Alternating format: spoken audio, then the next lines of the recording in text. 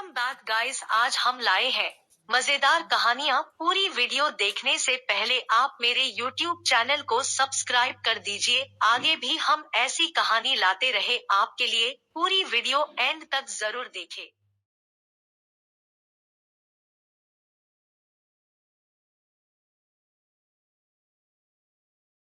सास का घूंघट। ये है देविका।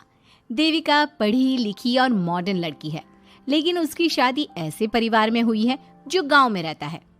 भले ही ये 21वीं सदी है, लेकिन देविका की ससुराल वालों की सोच वो तो 18वीं सदी से आगे बढ़ी ही नहीं। आइए जानते हैं क्या होगा जब शहर की पढ़ी लिखी और मॉडर्न लड़की फंस जाएगी संकीर्ण मानसिकता वाले माहौल में। सागर, ये तुम्हारे गांव में सबने इतने लंबे लंबे घूंघट क्यों कर रखे हैं? और ये सब मुझे इतना घूर घूर कर क्यों देख रहे हैं? अरे यार, तुम भी घूंघट कर लो ना, इसीलिए तो देख रहे हैं सब तुम्हें। कम ऑन सागर, मैं घूंघट नहीं कर सकती। तुम्हें पता है ना मैं कौन हूँ। लेकिन देविका, मेरे पिताजी, चाचा जी, बड़े भैया और जीजा जी ने तुम्हें बिना घूंघट के देख लिया ना तो बहुत गुस्सा होंगे और न जाने कौन कौन से फरमान सुनाएंगे। घर चलो, देखा जाएगा जो होगा। सागर देविका से कई बार कहता है कि वो घूंघट कर ले, लेकिन देविका सागर की नहीं सुनती और अपने ससुराल के दरवाजे पर पहुंच जाती है। जब देविका वहां पहुंचती है तो देखती है कि उसकी सास बिमला, चाची सास कम्मो और जेठानी सुजाता ने लंबा सा घूंघट कर रखा था, पर उनकी ननद वीना ने घूंघट नहीं किया हुआ था। लेकिन हाँ, उसने सर पर सलीकी के साथ दुपट्टा जरूर ओढ़ा हुआ था। सागर अपनी पत्नी को सबसे मिलवा रहा होता है, तभी सागर के पिता जोगिंदर बोलते हैं, सागर, तूने बहू को इस घर के तौर तरीके नहीं समझा। हमारे घर की औरतें बिना घूंघट के किसी पर आए मर्द के सामने नहीं आती और तू इसे ऐसे ही ले आया। पिताजी, मैं समझा दूंगा। वो नई नई शहर से आई है ना, इसलिए उसे पता नहीं है। सागर की बात सुनकर उसके चाचा जी महेंद्र बोलते हैं, ये बात तो तुझे गांव में कदम रखते ही अपनी बीवी को समझानी चाहिए थी। हमारा गांव में बहुत नाम है। तेरी बीवी ऐसे गांव भर में घूमेगी तो क्या इज्जत रह जाएगी हमारी। ये बोलकर जोगिंदर और महेंद्र वहां से चले जाते हैं। शाम को घर की सारी औरतें खाने की तैयारी करती है। खाना तैयार हो जाता है, लेकिन घर की कोई भी औरत खाना नहीं खाती। बहुत रात हो जाती है, तब देविका कहती है, सासू माँ, खाना बने हुए तो देर हो गई, रात भी बहुत हो गई है, हम लोग खाना क्यों नहीं खा रहे हैं? अरे बहू, ये क्या बोल रही हो? हमारे यहाँ घर की औरतें तब तक खाना नहीं खाती जब तक घर के मर्द खाना ना खा ले। लेकिन इतनी देर हो गई, आप सबको भूख नहीं लग रही क्या? तभी देविका की जेठानी सुजाता कहती है, लग तो रही है, लेकिन यहाँ की यही रीत है, ये निभानी तो पड़ेगी ना। भाभी जी, ये रीत नहीं है, औरतों को प्रताड़ित करने का एक तरीका है। अगर इस घर के आदमी पूरी रात नहीं आए तो पूरी रात खाना नहीं खाओगी क्या? देविका ये बोलकर सीधा सागर के पास जाती है। सागर उसे समझाता है, देविका, यहाँ ऐसा ही होता है, तुम थोड़ा सब्र कर लो, पिताजी और चाचा जी आते ही होंगे, फिर हम सब खाना खाएंगे। सागर देविका को समझा ही रहा था, तभी देविका की ननद वीना आकर कहती है, सागर, खाना खाने आ जाओ, पिताजी और चाचा जी आ गए हैं। चलो देविका, तुम्हारा इंतजार खत्म हुआ। सागर खाने के लिए बैठ जाता है। जब सब खाना खाने बैठते हैं तो देविका भी बैठ जाती है। सागर धीरे से उसे कहता है, अरे देविका, ये क्या कर रही हो? तुम इस तरह हमारे साथ खाना नहीं खा सकती। मगर क्यों सागर, मुझे भूख लगी है, सब लोग खा रहे हैं तो मैं क्यों नहीं खा सकती? ये हमारे घर का नियम है, पहले घर के आदमी खाते हैं और बाद में औरतें। लेकिन सागर, हमारे घर में तो ऐसा कोई नियम नहीं है। देविका और सागर में बहस छिड़ जाती है। तब सागर का बड़ा भाई कहता है, सागर, तेरी बीवी को एक बार में समझ में नहीं आता क्या कि इस घर की औरतें मर्दों के खाना खाने के बाद ही खाना खा सकती है? भैया, मैं देविका को यही समझा रहा था। मुझे तो लग रहा है कि इसके दिमाग में कोई बात ही नहीं बैठती एक बार में। भैया, मेरे दिमाग में बात तब बैठेगी ना जब आपकी बात कोई ढंग की होगी। अरे आखिर क्यों घर की औरतों को आप लोगों की बात खाना मिलेगा? हाँ, अब से पहले घर की किसी औरत ने घर की किसी मर्द से इस लहजे में बात नहीं की थी, इसलिए वो सब देविका की बात सुनकर हैरान रह गए। तभी सागर की जीजा और वीना के पति कल्याण जी कहते हैं, ये क्या है सागर, इस घर की दीवारों को औरतों की इतनी ऊंची आवाज सुनने की आदत नहीं है। अपनी बीवी को बोल जरा होश से काम ले और चुपचाप चली जाए। क्यों चली जाऊं मैं चुपचाप? इस घर की औरतें आपकी हर बात बर्दाश्त कर लेंगी, लेकिन मैं शहर की पढ़ी लिखी लड़की हूँ। आपके कोई भी फालतू के रीति रिवाज मैं नहीं बर्दाश्त करने वाली। इस तरह देविका ने सारे घर की औरतों के लिए मिसाल पैदा कर दी। जोगिंदर के घर में पहली बार किसी महिला ने विरोध का स्वर उठाया है। ये बात घर के किसी मर्द को बर्दाश्त नहीं हो रही है। तभी जोगिंदर कहता है, महेंद्र, मोहन, इस बेशर्म लड़की को कमरे में बंद कर दो और आज इसे कोई खाना नहीं देगा। अगर किसी ने इसे खाना दिया तो मैं उसे जिंदा नहीं छोड़ूंगा। महेंद्र और मोहन उसे कमरे में बंद कर देते हैं और उसे खाना भी नहीं देते। रात के 3 बज जाते हैं। भूख की वजह से देविका को नींद भी नहीं आती। तभी उसे कुछ महसूस होता है। ऐसा लग रहा है कोई दरवाजा खोल रहा है, लेकिन इतनी रात को कौन हो सकता है? कहीं सागर तो नहीं? देविका उम्मीद भरी नजरों से दरवाजे की तरफ देखती है, लेकिन दरवाजा खोलने वाला सागर नहीं बल्कि विमला और कम्मो है। माँ जी, चाची जी, आप दोनों? बहू, ये ले, हम तेरे लिए खाना लाए हैं, खा ले। और ये बात ना तो किसी को बताना मत कि हमने तुझे खाना दिया है, नहीं तो हमारे मर्द मार मार कर हमारा बुरा हाल कर देंगे। माँ जी, आप यहाँ इतना घुट घुट कर क्यों रहती हो? देविका, अब तू भी इस घर की बहू है, तू भी हमारी तरह रहना सीख ले। इस घर के कायदे कानून अपना ले। इस घर के मर्द तो कभी बदलने वाले हैं नहीं बहू, तो तू ही बदल ले अपने आप को। माँ जी, बदलाव अच्छे के लिए हो तो हमें बदलना चाहिए। बेकार और बेतुकी बातों का तो विरोध करना चाहिए। दोनों ने देविका को समझाने की कोशिश की, लेकिन देविका ने उल्टा उन्हें ही समझा दिया। इसी तरह एक दिन देविका किसी बात पर जोर जोर से हंस रही थी। तभी देविका की सास विमला ने उसे टोकते हुए कहा, अरे बहू, तू इतनी जोर जोर से क्यों हंस रही है? हमारे घर की औरत इतनी जोर जोर से नहीं हंसती। विमला अपनी बहू को समझा रही थी कि तभी महेंद्र बोलता है, अरे कम्मो, कौन है ये औरत जो बेशर्मों की तरह जोर जोर से हंस रही है? तभी कम्मो और देविका बाहर आ जाती हैं। जी वो मैं हंस रही थी चाचा जी। अब आप लोग हंसने पर भी पाबंदी लगाओगे क्या? तुम जैसी बदतमीज लड़कियों से मैं बात नहीं करना चाहता, लेकिन कान खोलकर सुन लो, इस घर की औरतें इतना जोर जोर से नहीं हंसती। और हाँ, तुम्हें पहले ही बता चुके हैं कि इस घर की दीवारों को औरतों की तेज आवाज सुनने की आदत नहीं है। इस घर की दीवारों को आदमियों की ऊंची आवाज सुनने की आदत है, लेकिन औरतों की नहीं। चाचा जी, आपके घर की दीवारें तो बहुत दोगली है। हर पाबंदी औरतों के लिए क्यों चाचा जी? औरतें ये नहीं कर सकती, औरतें वो नहीं कर सकती। औरतें सांस ले सकती है या उस पर भी पाबंदी है?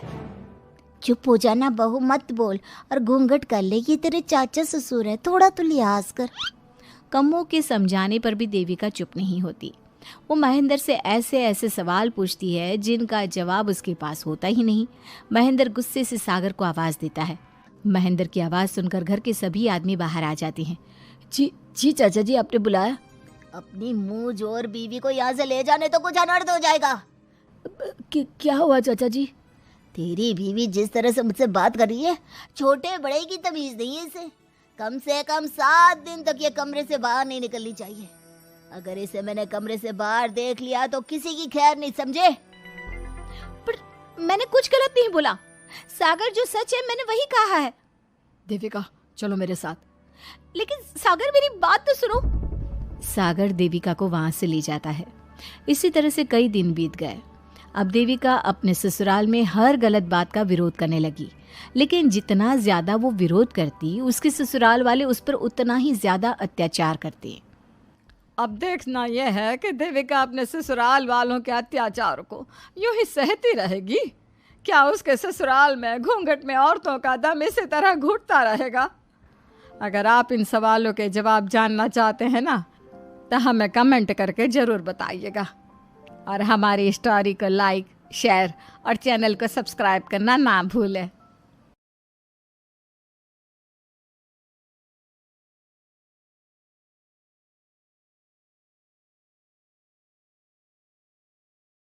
सास ने पढ़ी कक्षा 12वीं। पाखी एक मल्टीनेशनल कंपनी में काम करने के साथ सोशल एक्टिविस्ट भी होती है। जो ऑफिस खत्म होने के बाद शाम को घर आकर जरूरतमंद छोटे बच्चों को फ्री में पढ़ाती है। उसकी इस खूबी से बाकी लोगों के साथ सास भी बहुत खुश होती है। तुम सच में बहुत अच्छा काम कर रही हो बेटा। बस ध्यान रखना बच्चे आधे रास्ते में कहीं भटक ना जाए। भटकने से मेरा मतलब सिर्फ गलत काम करना नहीं है। कोई घर की जरूरत के लिए नौकरी करने लगे या किसी के घर वाले उसकी शादी करा दे, ये भी तो मंजिल से भटकना ही होता है ना। वाओ मम्मी, मुझे नहीं पता था कि आप पढ़ाई को लेकर इतनी पर्टिकुलर हो। पर फिक्र मत कीजिए, इनके साथ ऐसा कुछ नहीं होगा। बहू की बात पर मुस्कुराकर सास चली जाती है और पाखी बच्चों को पढ़ाने में बिजी हो जाती है। उसी रात पाखी और विराट साथ बैठकर बातें कर रहे होते हैं, जिसमें बहू सास की पढ़ाई को लेकर नजरिए का विराट के सामने जिक्र करती है। हाँ, मुझे सब पता है। ऐसे ही नहीं ये नालायक लड़का इतना पढ़ लिया। वो मम्मी ही तो है जिन्होंने बचपन से खाना खाया या नहीं से ज्यादा पढ़ाई की या नहीं पूछ पूछ कर मुझे इतना पढ़ने पर मजबूर कर दिया। वो हमेशा मुझे पढ़ाई और सेल्फ इंडिपेंडेंट होने की इम्पोर्टेंस याद दिलाती रही। और आज मेरी ये सरकारी नौकरी, इतनी अच्छी पोस्ट, उसी का तो नतीजा है। वाह, अगर मम्मी इतनी पढ़ी लिखी है तो कोई जॉब क्यों नहीं करती? और अगर जॉब नहीं करती तो मेरे साथ बच्चों को ही पढ़ा ले। तुम्हें किसने बोला कि मम्मी पढ़ी हुई हैं?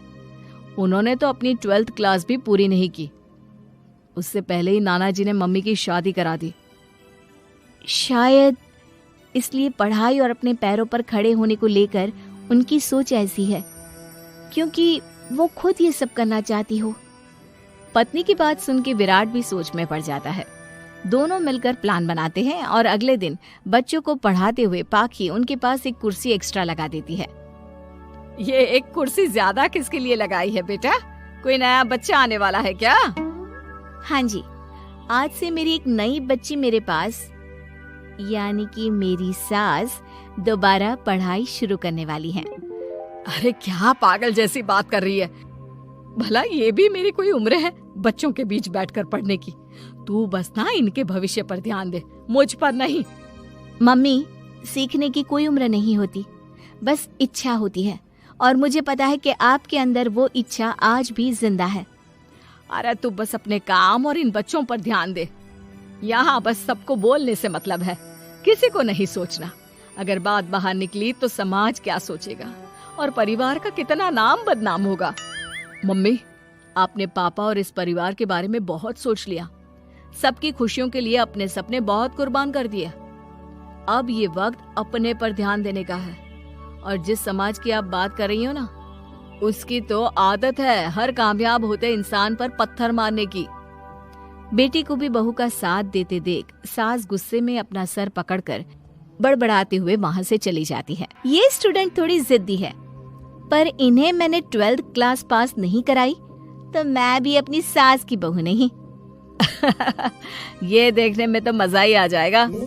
इसी के साथ पति पत्नी मिलकर सास को पढ़ाने के मिशन पर लग जाते हैं, लेकिन सास उनकी हर कोशिश को नाकाम कर देती है। एक शाम विराट अपनी मम्मी के लिए 12th क्लास की बुक्स लेकर आता है, जिन्हें देखकर इस बार सास का गुस्सा उन दोनों पर मानो फूट ही पड़ता है। अरे तुम दोनों का दिमाग खराब हो गया है क्या, जो ये बेवजह की जिद पकड़े बैठ गए हो? मैंने एक बार बोल दिया ना, मुझे कोई पढ़ाई नहीं करनी। इसके बाद मेरी पढ़ाई को लेकर मुझे घर में कोई जिक्र नहीं चाहिए। पोता पोती पकड़ने की उम्र में किताबें पकड़ूंगी तो अच्छी लगूंगी क्या? अरे परिवार का मजाक बन जाएगा। मम्मी, पोते पोती आप पढ़ने के बाद भी तो खिला सकती हो। और रही मजाक बनाने वाले लोगों की बात, तो उनके पास खुद का कोई सपना होता नहीं, इसलिए दूसरों की उड़ान रोकने की कोशिश करते रहते हैं। बस एक बार माँ, आप कोशिश तो करो। अगर अच्छा नहीं लगा तो हम दोबारा कभी नहीं बोलेंगे।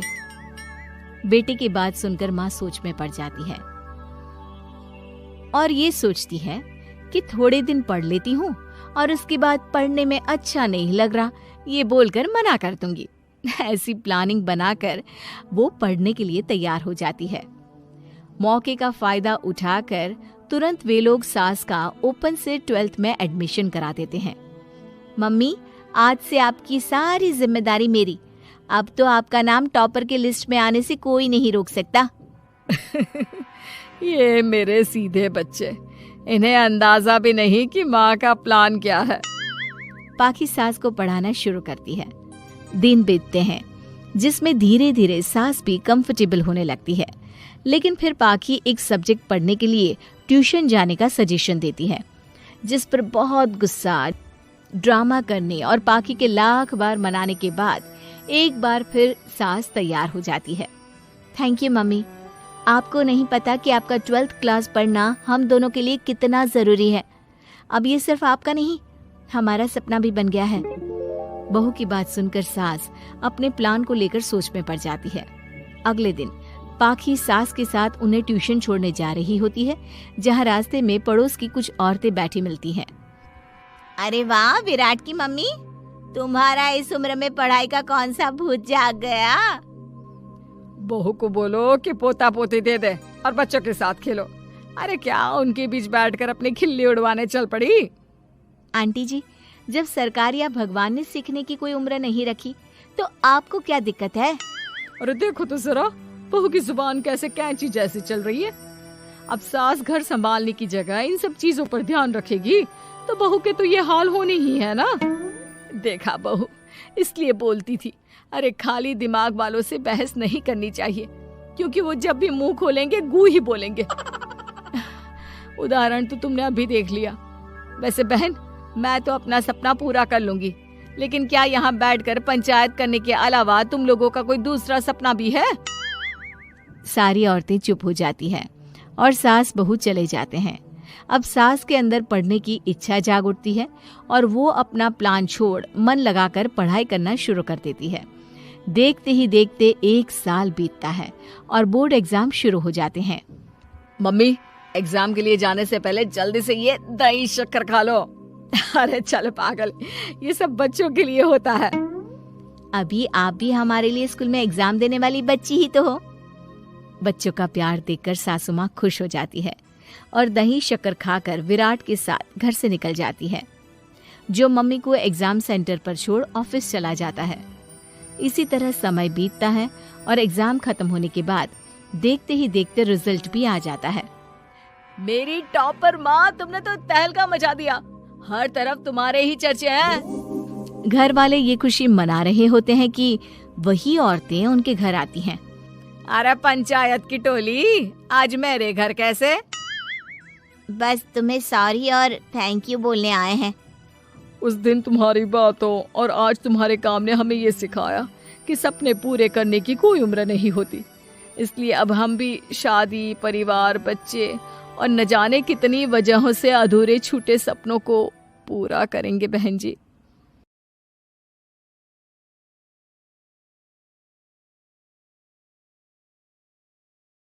सास बनी डंडे वाली भूत।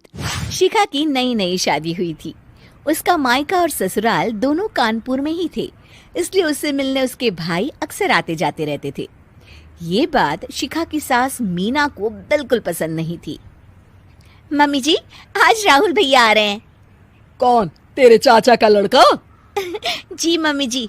अरे पर वो तो दिल्ली में रहता है ना? हाँ मम्मी जी, उन्हें कल सुबह दिल्ली के लिए निकलना है, तो वो आज मुझसे मिलते हुए कल सुबह यहीं से निकल जाएंगे। हमने तो धर्मशाला खोल रखी है ना। कुछ कहा क्या मम्मी जी?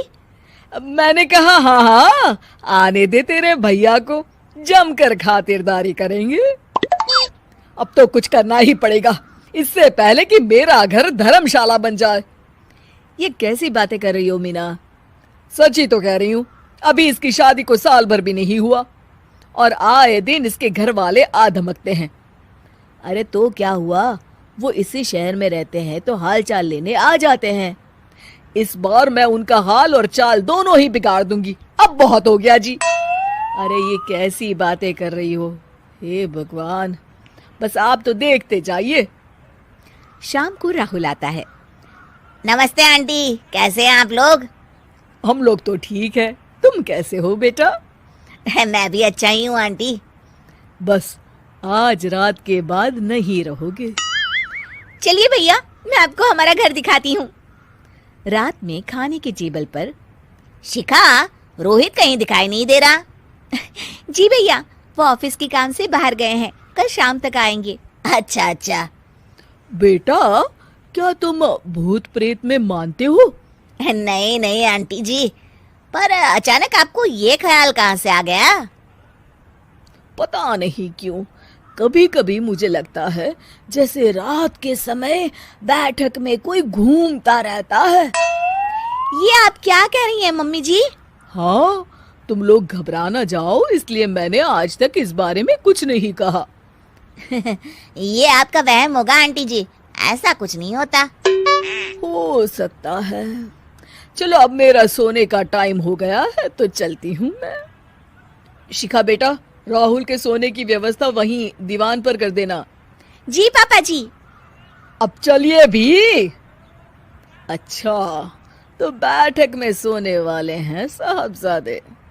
क्या बड़बड़ा रही हो? कुछ नहीं, आप सो जाइए।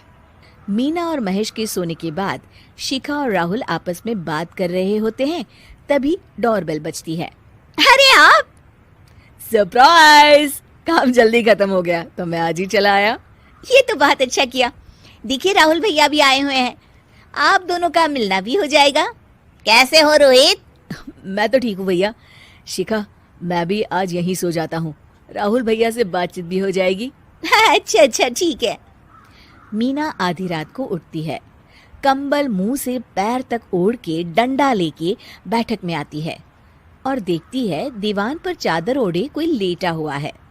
देखो तो कैसे मजे से सो रहा है बहन के ससुराल में। मीना ताबड़तोड़ 4-5 डंडे मार देती है। अरे मर गया! अरे बचाओ बचाओ, कौन है? मीना जल्दी से अपने कमरे में भाग जाती है। हे भगवान, ये मैंने क्या किया? ये रोहित कहाँ से आ गया? लगता है ये नालायक राहुल मेहमानों वाले कमरे में सो गया होगा। आज तो इसकी खैर नहीं। उधर बैठक में, अरे क्या हुआ रोहित? मैं बाथरूम में था, तुम्हारे चिल्लाने की आवाज सुनी। पता है भैया, मैं सो रहा था, अचानक से कोई आकर मुझे डंडे मारने लगा। ये क्या कह रहे हो? लगता है तुम भी आंटी की तरह भूत प्रेत में मानते हो। नहीं नहीं भैया, सच में कोई आया था। मैं तो जा रहा हूँ मेहमानों वाले कमरे में सोने के लिए।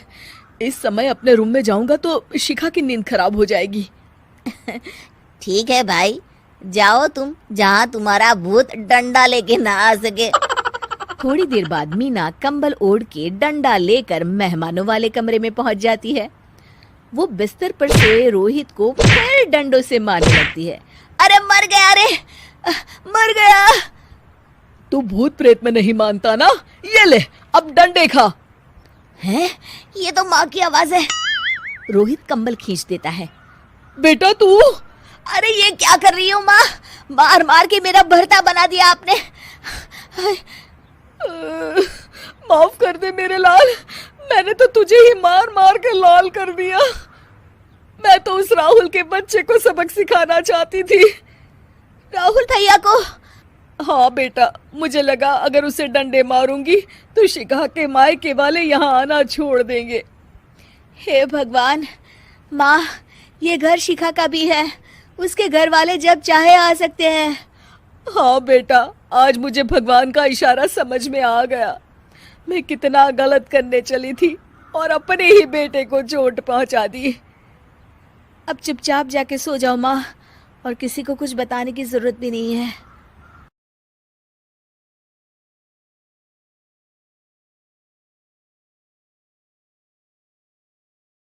सास, बहू और ताबीज। सुप्रिया का रोज किसी न किसी बात पर अपनी बहू तारा से झगड़ा होता ही रहता। दोनों स्वभाव से जिद्दी और अड़ियल थे। दोनों में से कोई भी एक दूसरे के आगे झुकना नहीं चाहता था। फिर एक दिन, तारा, कहाँ मर गई थी तू अभी तक?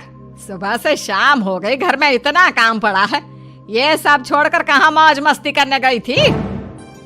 आपके घर के सारे काम करने का मैंने ठेका नहीं ले रखा। आप भी तो अपने दोस्तों के साथ किटी पार्टी करने जाती हैं, तब तो मैं आपको नहीं टोकती। अरे मैं तेरी सास हूँ, तू मेरी सास नहीं है। सास है तो क्या मुझे चैन की सांस नहीं लेने देंगी आप? बहुत जबान चलने लगी है तेरी आजकल। आने दे मेरे बेटे को घर पर, फिर देख तेरी कैसे क्लास लगवाती हूँ। आपके पास और काम ही क्या है? बाहर पड़ोसियों से मेरी बुराई करना और घर में पति से। हाँ तो अब तेरा काम भी तो ऐसे ही होते हैं ना। तारीफ के लायक कोई भी काम किया है तूने आज तक? बस जुबान चलवा लो, कैंची से भी तेज चलती रहती है। सिर्फ जुबान ही नहीं, हाथ पैर भी चलते हैं, जिनकी वजह से आपको घर में इतनी सफाई देखने को मिलती है, वरना आपको तो अपनी किटी पार्टियों से फुर्सत नहीं मिलती। तो कहना क्या चाहती है? घर का क्या सारा काम तू खुद अकेला करती है? तो और क्या नौकरानी करती है? इसी तरह तारा और सुप्रिया में आए दिन लड़ाई होती। दोनों के दिन की शुरुआत ही एक दूसरे से लड़कर शुरू होती और लड़कर ही खत्म होती, मानो ये अब उनकी दिनचर्या का हिस्सा बन चुकी हो। शाम को तारा का पति वैभव घर आता है। वैभव को देखते ही उसकी माँ सुप्रिया उसके पास आती है और कहती है, बेटा वैभव, अच्छा हुआ जो तू आज जल्दी घर आ गया। देखना तेरी बीवी सुबह से मुझसे लड़ी जा रही है। माँ की बातें सुनकर वैभव तारा को जोर जोर से आवाजें देने लगता है। क्या हुआ जी, इतना चीख क्यों रहे हो? तारा, तुमने आज फिर माँ से लड़ाई की? अरे लड़ाई मैंने नहीं की, शुरुआत पहले इन्होंने की थी। समझा दीजिए अपनी माँ को। मुझे कहीं भी आते जाते टाइम टोके नहीं, वरना मैं अपना सामान बांधकर मायके चली जाऊंगी। इतना कहकर तारा वहां से चली जाती है। ये सब क्या चल रहा है माँ? किसी दिन मैं आप लोगों के चक्कर में जरूर पागल हो जाऊंगा। आप लोग कभी प्यार से क्यों नहीं रहते? अरे वो हमेशा मेरी बातों का उल्टा जवाब देती है बेटा। अब तू ही बता मैं क्या करूं? तो आप उसे ताने मारती ही क्यों है माँ? वाह बेटा वाह, तुझे मेरे ताने दिखते हैं, उसका बात करने का तरीका नहीं दिखता। देखा नहीं वो किस तरह से बात करती है मुझसे। मुझे माफ कीजिए माँ, मुझे आप दोनों के बीच में पड़ना ही नहीं है। आप दोनों ही एक जैसे हो। इतना कहकर वैभव वहां से चला जाता है। वैभव के जाने के बाद सुप्रिया सोच में पड़ जाती है। धीरे धीरे समय बीतने लगता है और एक दिन सुप्रिया को पता चलता है कि उनके गांव में एक महात्मा ठहरे हुए हैं जो वशीकरण करना जानते हैं। तो सुप्रिया भागते हुए उन बाबा का पता ढूंढने निकल पड़ती है। इस बात की खबर जैसे ही तारा को चलती है, वो भी उस बाबा की खोज में निकल पड़ती है। अगले दिन सुबह आज तारा और सुप्रिया दोनों ही बहुत अच्छे मूड में होती है। ना सुप्रिया तारा को देखकर कोई ताना मारती है, ना तारा अपनी सास से बेवजह उलझती है। दोनों मिल बांट कर रसोई में काम करती हैं। भाई तारा, जरा मुझे वो चाय पत्ती पकड़ाना। ये लीजिए माँ जी, क्या आप मेरे लिए भी चाय बना देंगी? अरे हाँ हाँ, क्यों नहीं। इसी तरह दिन बीतते हैं और दोनों का रिश्ता भी निखरने लगता है। ऐसे ही देखते 3 महीने बीत जाते हैं। आजकल ये मैं क्या देख रहा हूँ? अचानक आप दोनों के बीच इतना प्यार कैसे हो गया?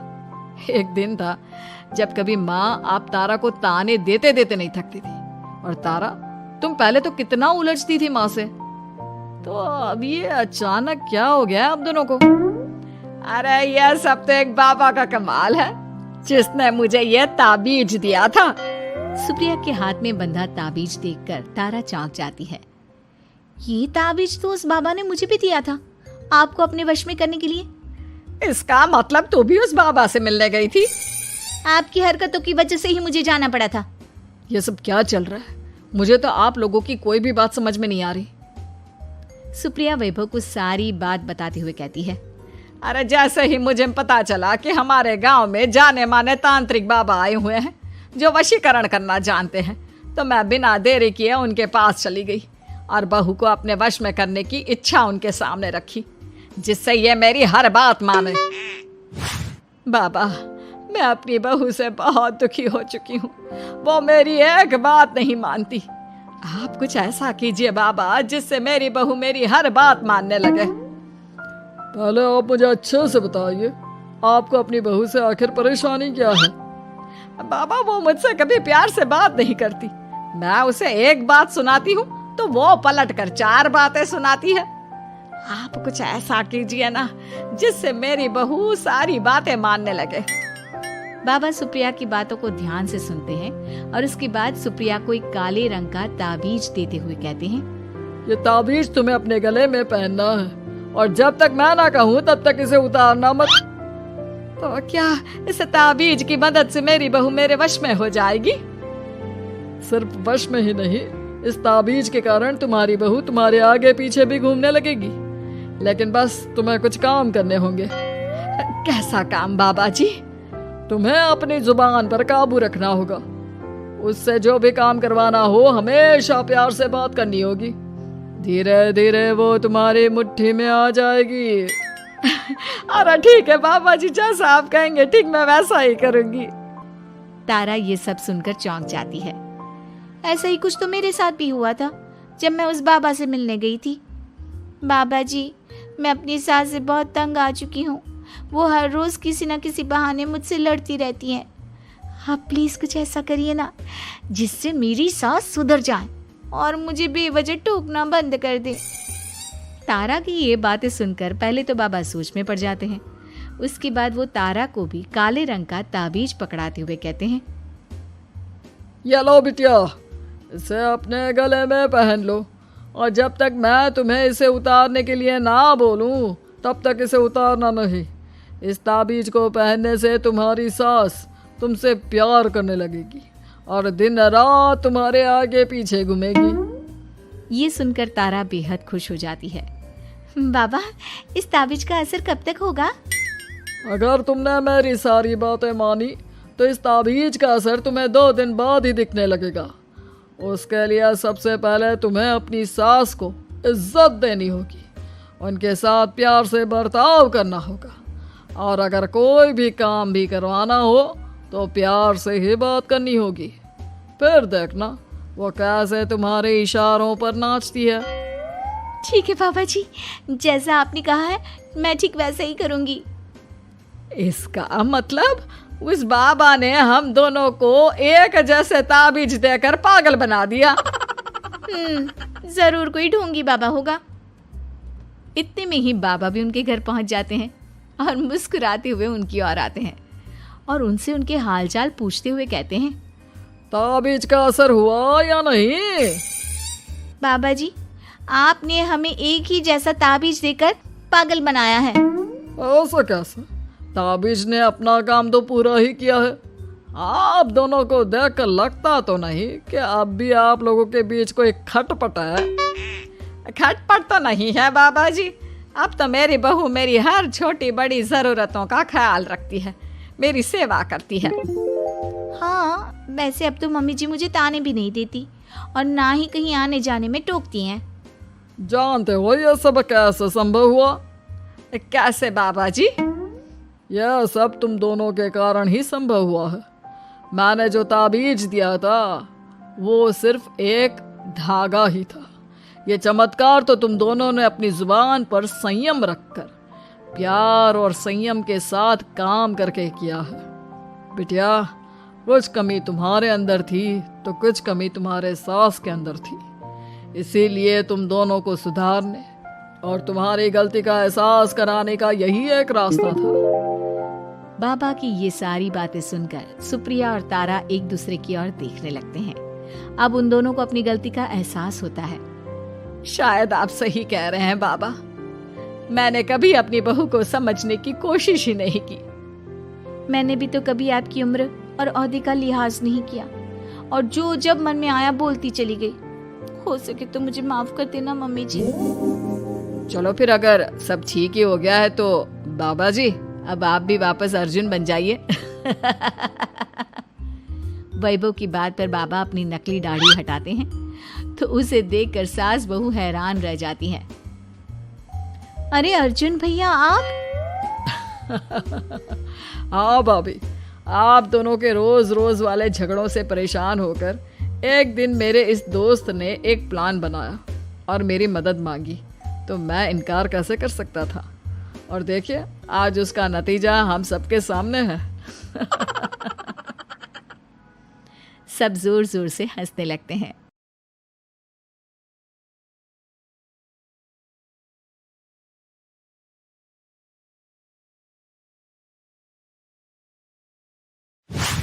सुगंधा और उसकी सास कांता के बीच एक अजीब सी जंग रहती थी।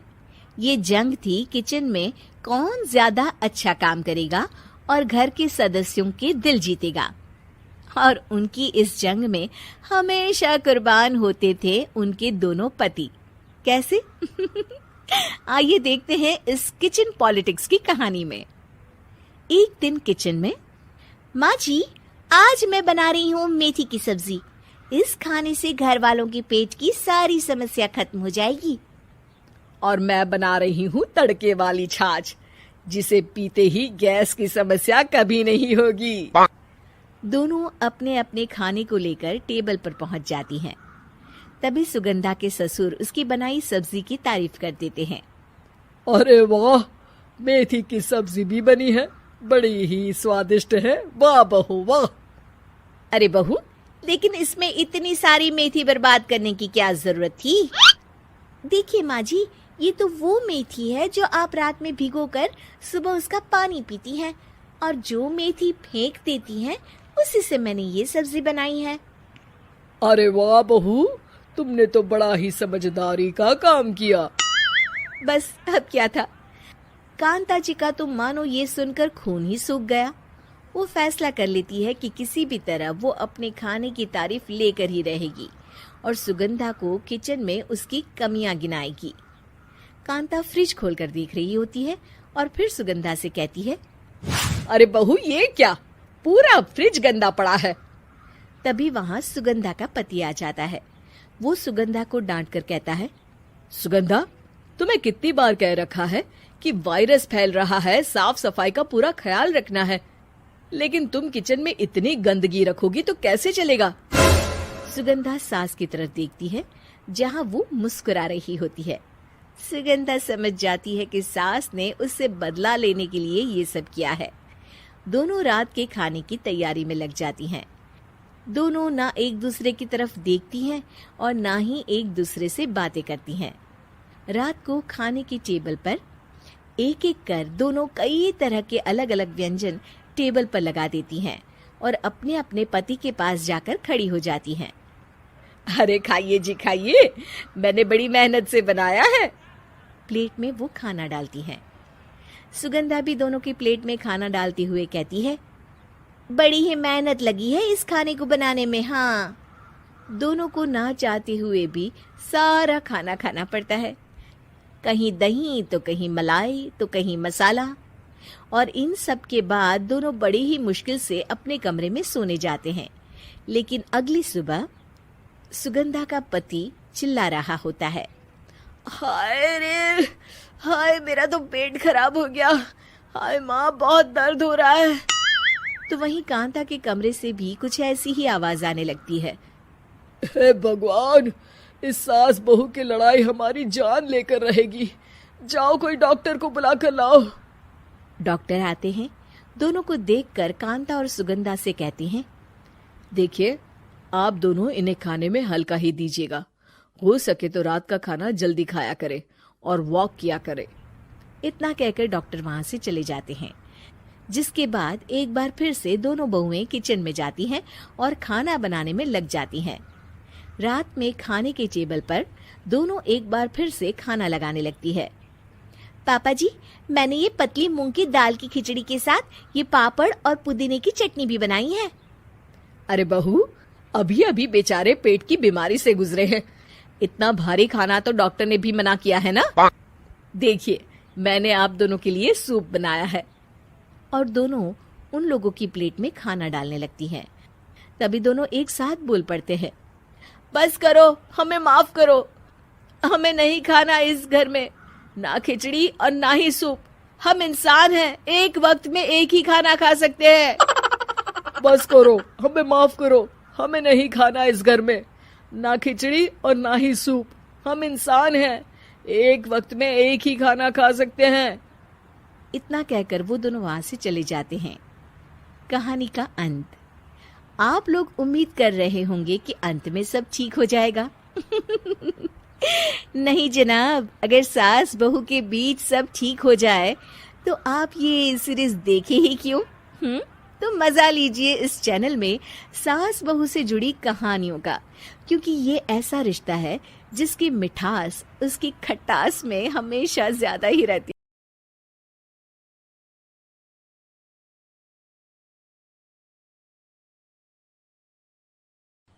पापा बन गए जेंटलमैन। शर्मा जी को कई लोग कंजूस समझते हैं, हालांकि वो हमेशा ही सेविंग्स की बात करते रहते हैं, पर कंजूस तो वो बिल्कुल भी नहीं है।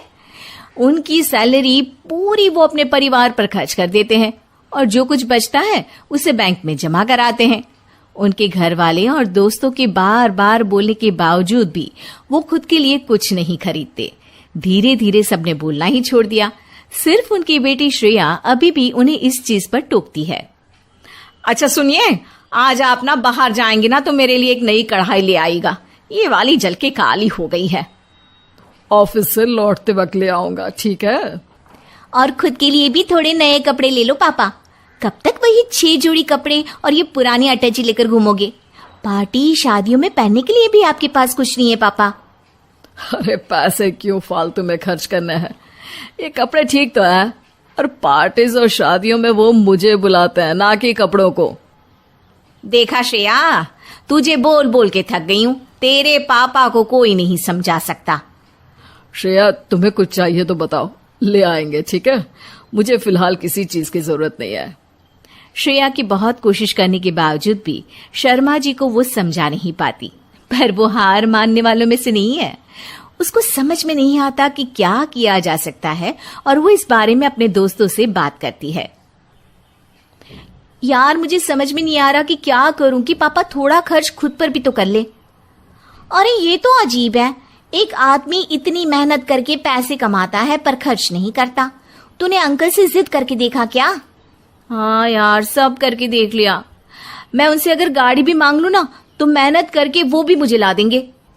पर परसों मैंने उनके लिए 80 रुपए की आइसक्रीम मंगवाई थी तो उनके गले से वो भी नहीं उतरी। अरे सुनना, मेरे पास एक आइडिया है, पर उसके लिए थोड़ी मेहनत और थोड़ी एक्टिंग करनी पड़ेगी। तू रेडी है क्या ये सब करने के लिए? हाँ हाँ ठीक है, तेरा आइडिया भी ट्राई करके देखते हैं ना। श्रेया और उसके दोस्त एक प्लान बनाते हैं। प्लान की तैयारी भी कर ली जाती है। अब बस बारी है श्रेया की। प्लान को पूरा उसे ही तो करना था। अगली सुबह जब शर्मा जी बाथरूम में नहा रहे होते हैं, ऑफिस जाने से पहले शर्मा जी के बॉस का फोन आता है, जो कि श्रेया उठाती है। शर्मा जी के बाथरूम से निकलते ही श्रेया उन्हें बताती है, पापा आपके बॉस का फोन आया था, वो आपको किसी मीटिंग के लिए राज होटल में बुला रहे हैं। क्या? राज होटल? वो तो बहुत महंगा है। हाँ, और उधर का एक ड्रेस कोड है, आप कुछ भी पहनकर उस होटल में नहीं जा सकते पापा। अच्छा। हाँ, चलिए मैं आपको लेकर चलती हूँ कपड़े लेने। श्रेया शर्मा जी को शहर के एक जाने माने टेलर के पास ले जाती है, जहां वो उन्हें समझाती है कि राज होटल में जाने के लिए उन्हें सूट, कोट, जूते, बेल्ट सब चाहिए। वहां वो अपनी चप्पल पहनकर नहीं जा पाएंगे। शर्मा जी थोड़े डरे डरे से कपड़े सिलेक्ट करते हैं और फाइनली जब सिलेक्ट हो जाता है तब शर्मा जी को उनके बॉस का फिर से कॉल आ जाता है। अब जी सर, मैं बस आज की मीटिंग के लिए कपड़े ही खरीदने आया था सर। जी सर, वही मीटिंग जिसके बारे में आपने बोला था होटल राज में। क्या आपने कोई कॉल नहीं किया ऐसा? ठीक है सर, मैं यहाँ से जल्दी से निकलकर ऑफिस पहुंचता हूँ सर। जी जी जी ठीक है सर। श्रेया का झूठ पकड़ा गया था और उसका प्लान फेल हो गया था। शर्मा जी ने लगभग सारे नए कपड़े खरीद ही लिए थे, पर वो पैसे देने से खुद को रोक लेते हैं उनके बॉस के फोन के बाद, और वो श्रेया की तरफ पलटते हैं। हाश, इतने सारे पैसे बच गए। आज तुम्हारे झूठ की वजह से इतना बड़ा खर्चा हो जाता मेरा। वो तो अच्छा हुआ कि बॉस का फोन आ गया और मैं बच गया। पर पापा, आप कितने हैंडसम लग रहे हो, एकदम जेंटलमैन। श्रेया की बात सुनकर शर्मा जी आईने की तरफ पलटते हैं। खुद को सूट कोट में देखकर वो भी हल्का सा मुस्कुराते हैं और कैशियर को जाकर पैसे दे देते हैं। ठीक है, तुम कहती हो तो इस बार ले लेता हूँ, पर सिर्फ तुम्हारे कहने पर, और सिर्फ इस बार। अगली बार आप खुद ही के कहने पर खरीद लेना, तो मुझे इतनी मेहनत नहीं करनी पड़ेगी पापा।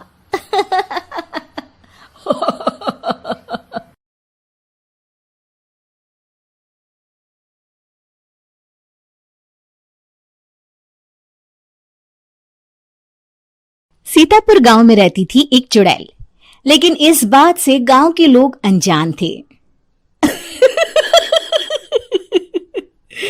जब तक पूरे गांव की एक एक औरत के गहने मेरे पास नहीं आ जाते, मैं इस गांव को छोड़कर नहीं जाऊंगी, चाहे इसके लिए मुझे लोगों को गायब भी क्यों ना करना पड़े। दूसरी तरफ गांव की औरतें बात कर रही थी। अरे सुन रही हो, ये देखो मैंने कल ही नया हार बनवाया है सोने का, कैसा लग रहा है? बहुत ही अच्छा। अच्छा है ना, पहले तुम पहनो, फिर शादी में अपनी होने वाली बहू को दे देना। और क्या, सोने चांदी का यही तो फायदा है, जितना पुराना उतना महंगा। लेकिन एक एक पैसा बचाकर ये लेना सच में बहुत मुश्किल हो रहा था मेरे लिए। तभी वहां पहली का पति आ जाता है। गांव में एक औरत के घर के सोने के सारे गहने चोरी हो गए। लोग बातें बना रहे कि गांव में कोई चोर घुस आया है जो घर की कोई चीज को हाथ नहीं लगाता, पर सिर्फ सोने के गहनों को ही चुराता है। अब तुम ना अपने ये गहने संभाल कर रखना। हे भगवान, ये क्या बोल रहे हैं? ये तो वही बात हो गई कि गांव बसा नहीं और लुटेरे पहले आ गए। दूसरी तरफ गांव के ही एक घर में रंजना रहती थी। उसके पति का गांव में चाउमीन का ठेला था। एक दिन उसके घर में एक औरत आती है। अरे रंजना, तू गांव में नहीं है तो सोचा तुम्हें बता दूं।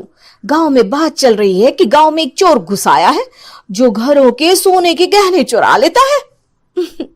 अरे मैं तो सिर्फ ये कान की छोटी सी बाली ही सोने की पहनती हूँ, बाकी गहने तो मैंने गांव के बैंक में लाकर रखे हैं। ये क्या होता है? ना बाबा ना, हमारे गांव की औरतें तो गहने अपने पास ही रखती है। जब कहीं जाना हो तो बस अलमारी से गहने निकालो और पहन लो। दूसरी तरफ एक औरत हाथ में टोटके वाली छोटी सी गुड़िया लेकर घर में चली आती है। अरे कोई है? घर की औरत है क्या? क्या है ये गुड़िया?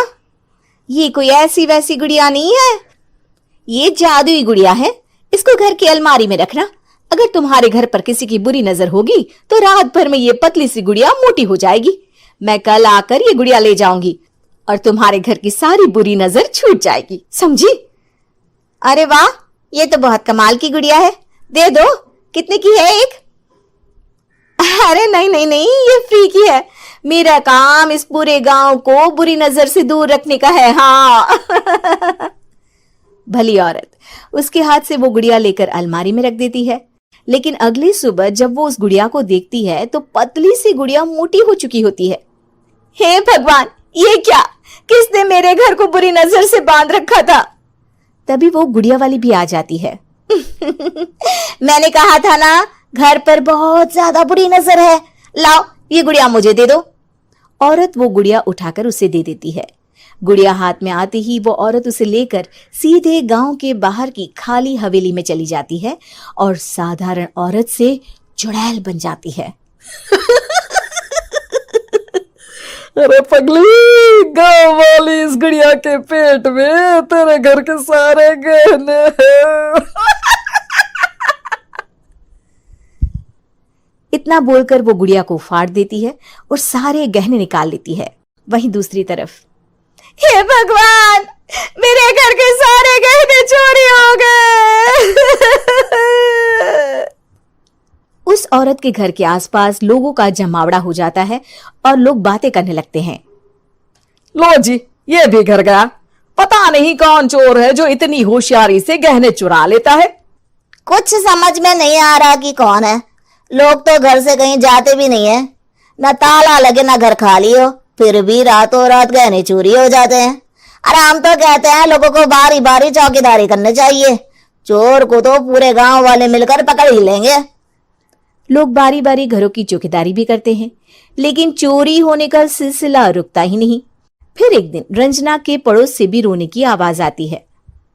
अरे आज ही घर की बुरी नजर उतरी और आज ही सारे गहने भी चोरी हो गए। कैसी बुरी नजर? क्या हुआ था? तभी वहां उस औरत का पति भी आ जाता है जिसके घर में गहनों की चोरी हुई थी। हाँ, मेरी बीवी ने भी किसी गुड़िया को घर में बुरी नजर उतारने के लिए रखा था, लेकिन अगले दिन गहने चोरी हो गए। अब रंजना को कुछ कुछ बात समझ में आ जाती है। वो गांव वालों से कहती है, देखिए अब आप लोग चिंता ना करें, जल्द ही चोर पकड़ा जाएगा उस नजर उतारने वाली गुड़िया को आज मेरे घर कोई भेज देना। फिर क्या था, चुड़ैल को लोग रंजना के घर भेजते हैं। पहली बार देखा है कोई खुद लुटने को तैयार बैठा है। तो तू है जिसे घर की बुरी नजर उतारनी है। ये ले गुड़िया, ये सुबह तक मोटी हो गई तो समझो तुमको और तुम्हारे घर वालों को नजर लगी है। हाँ हाँ, मैंने काफी सुना है। तुम ये गुड़िया मेरे घर छोड़ देना। अरे क्यों नहीं, कल सुबह आऊंगी जब गुड़िया तुम्हारे घर की सारी बुरी नजर लेकर मोटी हो जाएगी, ठीक है। अब क्या था, रात को रंजना ने पूरी नजर गुड़िया पर रखी। वो अपने पति और गांव के कुछ लोगों को घर की खिड़की से घर के अंदर नजर रखने को कह देती है और फिर जो नजारा सब देखते हैं वो हैरान करने वाला होता है। गुड़िया धीरे से अलमारी खोलकर बाहर आती है। अलमारी के सारे गहने लेकर घर में जहां जहां गहने होते हैं वो लेकर अपने मुंह से खा जाती है। वो जितने गहने खाती उतनी ही मोटी हो जाती और फिर अलमारी में बंद हो जाती है। गांव वाले डर के मारे वहीं बेहोश हो जाते हैं। लेकिन सुबह जब वो औरत गुड़िया लेने आती है, रंजना उसका सामना करती है। ये देखो, गुड़िया कितनी मोटी हो गई है। लगता है मेरे घर में बहुत लोगों की नजर लगी है। लाला, ये गुड़िया मुझे दे दे। अरे बहुत कीमती गुड़िया है ये। तेरे घर की सारी बुरी नजर मैं गांव के बाहर वाली हवेली में फेंक आती हूँ। शाम को फिर लोगों के घर इसे लेकर जाना है ना। इसमें तो मेरी जान बसती है, जान। रंजना गुड़िया को चुड़ैल की तरफ बढ़ा देती है, लेकिन फिर वापस ले लेती है और गुड़िया के हाथ मोड़ देती है। जैसे ही गुड़िया के हाथ मोड़ती है, चुड़ैल का हाथ भी मुड़ जाता है। अच्छा, तो ये वो गुड़िया है जिसमें तुम्हारी जान बसती है। अब सुन चुड़ैल, तेरी सारी हकीकत सबके सामने आ गई है। या तो गांव वालों के गहने लौटा दे, नहीं तो मैं इस गुड़िया की गर्दन मोड़ दूंगी। चुड़ैल डर जाती है। अरे नहीं नहीं, मेरी गुड़िया दे दो, मैं सबके गहने वापस कर दूंगी। ठीक है, अब भी जा और सबके सारे गहने वापस कर। चल निकल यहां से। चुड़ैल सबके गहने लौटा कर रंजना के पास आती है। ला दे मेरी गुड़िया रंजना, इसके अंदर के गहने निकाल ले, लेकिन गुड़िया वापस दे दे। लेकिन रंजना जानती थी कि जैसे ही गुड़िया चुड़ैल को देगी उसकी शक्ति वापस आ जाएगी। चुड़ैल, तू तो चुड़ैल ही रहेगी, ये मैं जानती हूँ। अरे नहीं नहीं नहीं, मैं गांव छोड़कर चली जाऊंगी, किसी को परेशान नहीं करूंगी, वादा करती हूँ मैं। लेकिन रंजना उसकी एक बात नहीं सुनती और गुड़िया का सर उसके शरीर से अलग कर देती है। चुड़ैल सर अलग होती ही गायब हो जाती है। गांव वाले रंजना के साहस और बुद्धि की खूब प्रशंसा।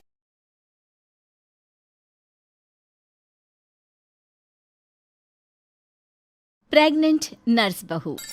सुषमा की बहू विनीता एक हॉस्पिटल में नर्स थी, लेकिन उसे डॉक्टर से भी ज्यादा नॉलेज थी। हॉस्पिटल में सब विनीता की तारीफ किया करते थे। सुषमा का बेटा यानी कि अंकित अपनी बीवी विनीता से बहुत प्यार करता था और उसे अपनी पत्नी की काबिलियत पर बहुत भरोसा था। धीरे धीरे वक्त गुजरता गया और शादी के 8 महीने बाद विनीता प्रेग्नेंट हो गई। मैं बहुत खुश हूँ, मेरा इकलौता बेटा है और अब इसका बच्चा इस दुनिया में आएगा। मैं दादी बन जाऊंगी, दादी। मैं बता नहीं सकती मुझे कितना अच्छा लग रहा है। आपको खुश देखकर मैं भी बहुत खुश हूँ माँ। देखो बेटा, वैसे तो विनीता नर्स है, उसे अपने बारे में सब कुछ पता है, लेकिन फिर भी ना आजकल बच्चे पैदा करने में बड़ी परेशानी होने लगी है। उसे कहना कि वो अपना अच्छे से ख्याल रखे। अरे माँ, आप है ना, आपके रहते हमें चिंता करने की क्या जरूरत है। मैं तो अपनी बहू का बहुत अच्छे से ख्याल रखने वाली हूँ। उसे अच्छे से खिलाऊंगी पिलाऊंगी, तभी तो मेरा पोता या पोती एकदम हेल्दी पैदा होगा। कुछ दिनों के बाद सुबह के वक्त। अरे विनीता बहू, ये तुम क्या कर रही हो? कुछ भी तो नहीं मम्मी, अपना हेल्थ चेकअप कर रही हूँ, और क्या। लेकिन ये ब्लड प्रेशर की मशीन और ये तुम्हारे हाथ में इंजेक्शन कैसा है? अरे मम्मी जी, मैं अपना ब्लड प्रेशर चेक करके देख रही थी। प्रेग्नेंट होना और ऐसी हालत में ब्लड प्रेशर चेक करना बहुत ज़रूरी होता है। लेकिन बेटा, इन सब कामों के लिए तुम्हें डॉक्टर के पास जाना चाहिए। अपना चेकअप खुद करने की क्या ज़रूरत है? और ये इंजेक्शन किस लिए लाई हो? मम्मी जी, इससे मैं अपना ब्लड सैंपल लूँगी और हॉस्पिटल में जाकर अपना ब्लड चेक करवा लूँगी। अरे ऐसा भी कोई करता है भला? अपने खुद के हाथ से खुद का ब्लड सैंपल भी कोई निकालता है क्या? मम्मी जी, ये मेरा रोज़ का काम है, इसमें क्या है? मैं जब खुद से ये सब कर सकती हूँ तो किसी और से क्यों करवाऊँ? अच्छा ठीक है, जैसा तुम्हें सही लगे। कुछ दिनों के बाद सुषमा अपनी बहू को फिर से इंजेक्शन लगाते हुए देखती है और अंकित भी उस वक्त वहीं पर था। अरे विनीता, ये तुम क्या कर रही हो? तुम प्रेग्नेंट हो, इस तरह खुद को इंजेक्शन लगाने की क्या ज़रूरत है? अब तू ही समझा बेटा, पिछली बार भी अपना ब्लड सैंपल खुद ही कलेक्ट कर रही थी, तब भी मैंने इसे समझाने की कोशिश की थी, लेकिन ये तो मेरी बात सुनती ही नहीं। अरे मम्मी जी, मैंने पहले भी कहा था ना, बड़े हॉस्पिटल में नर्स हूँ मैं, और क्या करना है क्या नहीं मुझे अच्छी तरह पता है। हाँ, लेकिन तुम खुद को इंजेक्शन क्यों लगा रही हो? अरे इंजेक्शन नहीं है, प्रेगनेंसी में कुछ वैक्सीन लगवाने होते हैं, बस वही लगा रही हूँ और क्या। और फिर एक दिन रात को अचानक विनीता की तबीयत खराब हो जाती है। क्या हुआ विनीता? तुम ठीक तो हो? तुम तो खुद अपना इतना ख्याल रखती हो, तुम्हारी तबीयत कैसे बिगड़ गई? पता नहीं अंकित, ऐसा लग रहा है कि वीकनेस हो रही है, बहुत कमज़ोर सा महसूस कर रही हूँ पिछले कुछ दिनों से। तुमने तो अपना ब्लड सैंपल दिया था ना हॉस्पिटल में, उसकी रिपोर्ट आई या नहीं? कल सुबह ही आ जाएगी, तब सब कुछ पता चल जाएगा। अगले दिन सुबह के वक्त, विनीता, तुम्हारी ब्लड रिपोर्ट तो आ चुकी है। तुम्हारी बॉडी में तो आयरन की बहुत कमी है, देखो तो ज़रा। अरे हाँ, इसके हिसाब से तो मुझे ब्लड चढ़ाना चाहिए, वरना डिलीवरी के वक्त बच्चे को प्रॉब्लम हो सकती है। मैं एक काम करती हूँ, ब्लड चढ़वा लेती हूँ। ऐसा कैसे ब्लड चढ़वा लेती हूँ? पहले डॉक्टर से जाकर पता करो और हॉस्पिटल में जाकर ब्लड चढ़वाओ। ये सब काम बिना किसी डॉक्टर की सलाह के नहीं करना चाहिए। मम्मी जी, आप फिर से शुरू हो गई ना। क्या करना है क्या नहीं मैं अच्छे से जानती हूँ, मैं खुद कर लूँगी। और विनीता हॉस्पिटल से ब्लड की बोतल का इंतज़ाम करती है और खुद अपने ही हाथों से खुद को घर में रहकर ब्लड चढ़ा लेती है। अगले दिन, विनीता, अब तुम्हारी तबीयत कैसी है? देखो, मुझे पता था ब्लड चढ़ते ही मेरी सारी वीकनेस दूर हो जाएगी। मुझे बहुत अच्छा लग रहा है, एकदम ठीक हूँ मैं। कुछ दिनों के बाद विनीता की प्रेगनेंसी का 8वां महीना शुरू हो चुका था और एक दिन सुबह के वक्त विनीता अच्छे से तैयार होकर अपने कमरे से बाहर आती है। क्या हुआ विनीता, सुबह सुबह कहाँ जा रही हो? बहुत दिन हो गए हॉस्पिटल नहीं गई, सोच रही हूँ आज ड्यूटी पर चली जाती हूँ। डॉक्टर का भी फ़ोन आया था अभी। लेकिन बेटा, अब तुम्हारा 8वां महीना चल रहा है, ऐसी हालत में तुम्हें घर में आराम करना चाहिए और डिलीवरी करवाने तो बिल्कुल भी नहीं जाना चाहिए। लेकिन क्यों मम्मी जी, डिलीवरी करवाने में क्या प्रॉब्लम है? ये तो मेरा जॉब है और हॉस्पिटल में दिन रात यही तो करवाती थी। आपने कहा कुछ दिन काम पर मत जाओ, इसलिए नहीं गई। हाँ मम्मी, वैसे विनीता ठीक ही तो कह रही है, उसका रोज़ का काम है ना ये। तुम आजकल के बच्चे ना कुछ नहीं समझते। अरे तुम्हें वैसे तो सब पता है, लेकिन शायद ये नहीं पता कि इस हालत में अगर तुम डिलीवरी करवाने आई औरतों को देखोगी तो तुम्हारी सेहत पर बुरा असर पड़ेगा। अरे मम्मी, ऐसा भी कुछ होता है क्या? मम्मी जी, किसी और की डिलीवरी करवाने से मेरे ऊपर कैसे फ़र्क पड़ सकता है? मैं कोई पहली बार थोड़ी ना ये सब करवाने जा रही हूँ। विनीता अपनी सास की एक नहीं सुनती और हॉस्पिटल चली जाती है। वहाँ से वापस आने के बाद, अरे मम्मी जी, आपको मेरी बहुत चिंता हो रही थी ना, ये देखिए मैं बिल्कुल ठीक ठाक हूँ, अब आपको परेशान होने की ज़रूरत नहीं है। और जानती है, पूरी 5 डिलीवरी करवा कर आई हूँ, वो भी नॉर्मल वाली। देखा मम्मी, मैंने कहा था ना विनीता को नहीं होगा कुछ भी, वो बिल्कुल ठीक है। चलो अच्छा है बहू, मैं भी तो यही चाहती हूँ कि तू एकदम ठीक रहे। और आजकल जिसे देखो उसके ऑपरेशन से बच्चे होते हैं, ये देख देख करना बहुत डर लगता है। चिंता मत कीजिए मम्मी जी, मुझे कुछ नहीं होगा। मैं नर्स हूँ ना, रोज़ हॉस्पिटल में औरतों को सिखाती हूँ कि कैसे अपना ध्यान रखें ताकि नॉर्मल डिलीवरी हो। तभी अचानक हॉस्पिटल से डॉक्टर का कॉल आता है। कॉल पर बात करने के बाद, मम्मी जी एक इमरजेंसी केस आ गया है, मुझे जाना होगा। अरे लेकिन अभी तो आई हो, कैसी डॉक्टर है तुम्हारी? उसे पता नहीं चलता क्या कि तुम प्रेग्नेंट हो? ऐसी हालत में तुम्हें ना बुलाए। अरे नहीं मम्मी जी, डॉक्टर की भी मजबूरी है। कह रही थी काफ़ी सीरियस केस है और हॉस्पिटल में उन्हें किसी दूसरी नर्स पर इतना भरोसा नहीं जितना मुझ पर है। मुझे लगता है कि तुम्हें मना कर देना चाहिए बहू। कुछ नहीं होगा मुझे मम्मी जी, मैं अभी डिलीवरी करवा के आती हूँ। कुछ देर बाद अंकित के पास हॉस्पिटल से फोन आता है। अरे मम्मी, जल्दी हॉस्पिटल चलिए, वहाँ विनीता की तबीयत खराब हो गई है। हे भगवान, सब ठीक करना, मुझे तो पहले ही डर लग रहा था। अंकित और सुषमा हॉस्पिटल पहुंचते हैं। क्या हुआ विनीता को? वो क्या है ना, विनीता एक नॉर्मल डिलीवरी करवा रही थी। केस बहुत ही सीरियस था और उस लेडी को बहुत ज़्यादा प्रॉब्लम हो रही थी। क्योंकि विनीता खुद प्रेग्नेंट है तो वो अचानक से घबरा गई और उसे लेबर पेन शुरू हो गया। लेकिन अभी तो मेरी बहू का सिर्फ 8वां महीना चल रहा है। देखिए, ऐसा हो जाता है। उस औरत को दर्द में देखकर घबराहट की वजह से विनीता को ये हुआ है। अरे डॉक्टर, लेकिन डरने की कोई बात तो नहीं है ना? नहीं नहीं, ऐसा कुछ नहीं, हमने उसे एडमिट कर लिया है। तभी सब देखते हैं कि विनीता अपने हाथ में एक छोटे से बच्चे को लिए बाहर आती है। अरे विनीता, तुम्हारी तो तबीयत ठीक नहीं थी, तुम्हें दर्द हो रहा था, तुम बाहर क्यों आ गई? अरे दर्द हो रहा था तो क्या हुआ, मैंने वो दवाई ले ली जिससे जल्दी आने वाले लेबर पेन रुक जाते हैं। और वैसे भी डॉक्टर, उस औरत को मेरी ज़रूरत थी, उसकी देखभाल के लिए मुझे ठीक होना ही था। ये देखिए, उसका बच्चा एकदम सही सलामत है। अरे वाह मेरी बहू, तूने तो अपने तबीयत की परवाह ना करके किसी और की जान बचाई। मुझे तुम पर गर्व है विनीता। ऐसी ही थोड़ी ना वो हॉस्पिटल की सबसे अच्छी नर्स बनी है।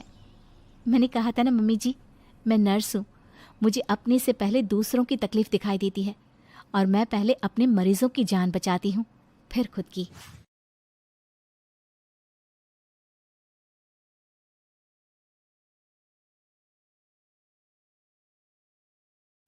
बचत वाली बहू।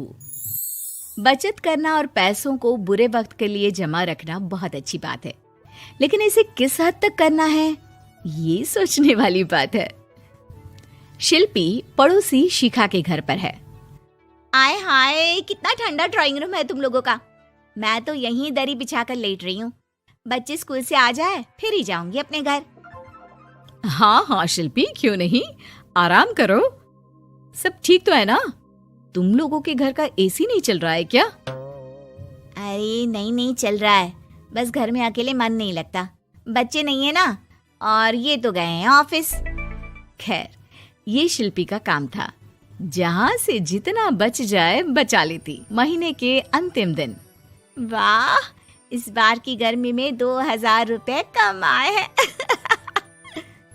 तभी बेटा आता है। माँ, मेरे पेट में दर्द हो रहा है। ये पीठ पे देखो ना, छोटे छोटे दाने भी हो गए। अरे, इसे लेकर तुरंत डॉक्टर के पास चलो। ये क्या हो रहा है, घमोरी क्यों हो रही है? और पेट में दर्द भी तो सही बात नहीं है।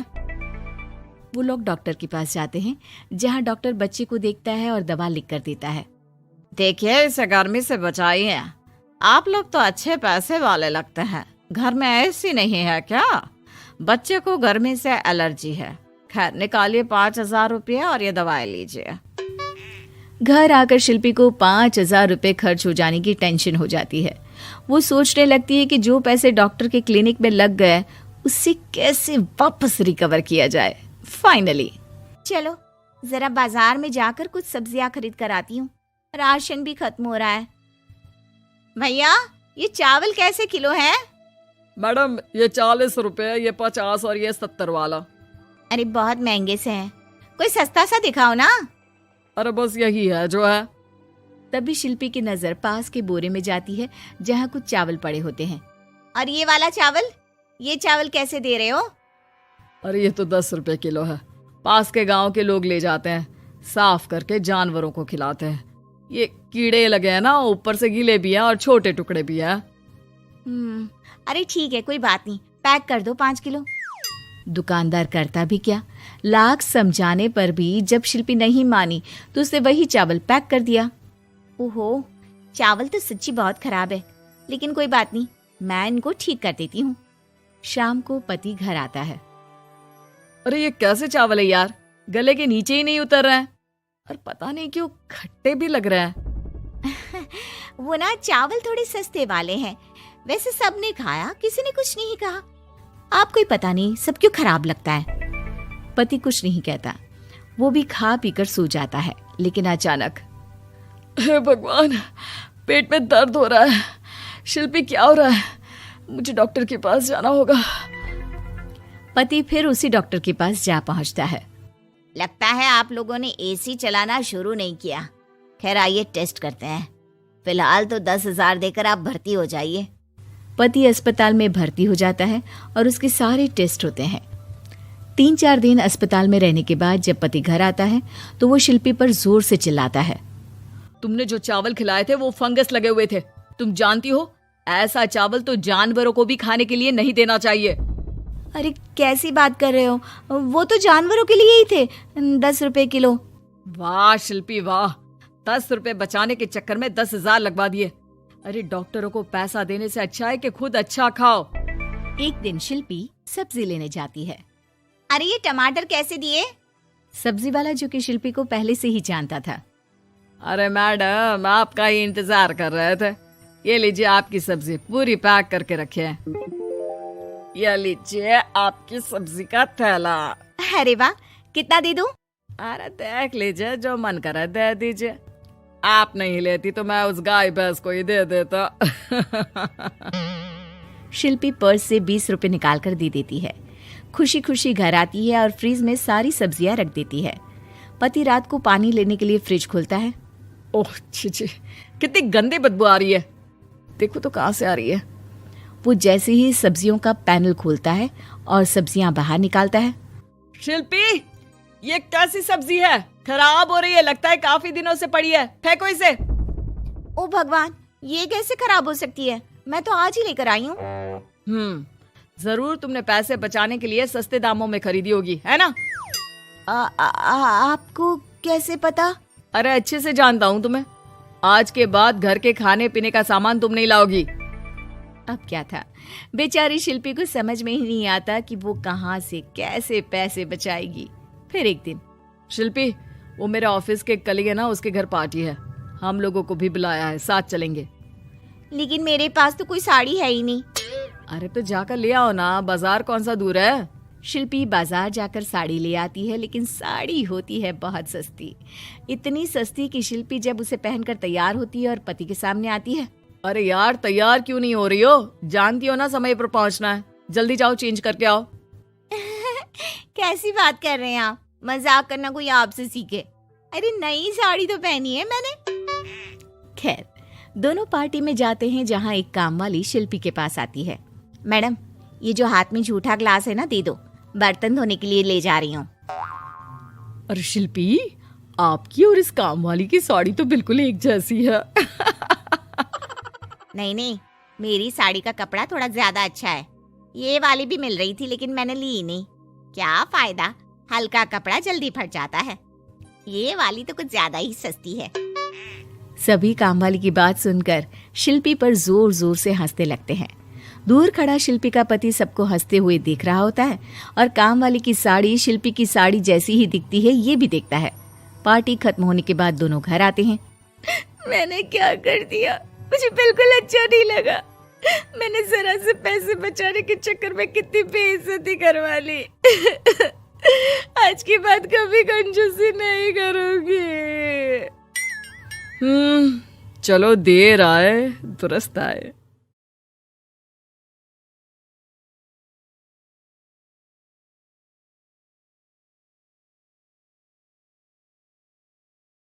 बहू का नेग। शीना को उसके ससुराल वालों ने एक शादी में पसंद कर लिया था। अरे वो लड़की तो बड़ी प्यारी है, मेरे बेटे अमन के लिए बात चलाओ ना। बस फिर क्या था, किसी रिश्तेदार के दखल से दोनों की शादी हो जाती है। लेकिन शीना की सास पारुल और उसकी देवरानी आसपास ही रहते थे।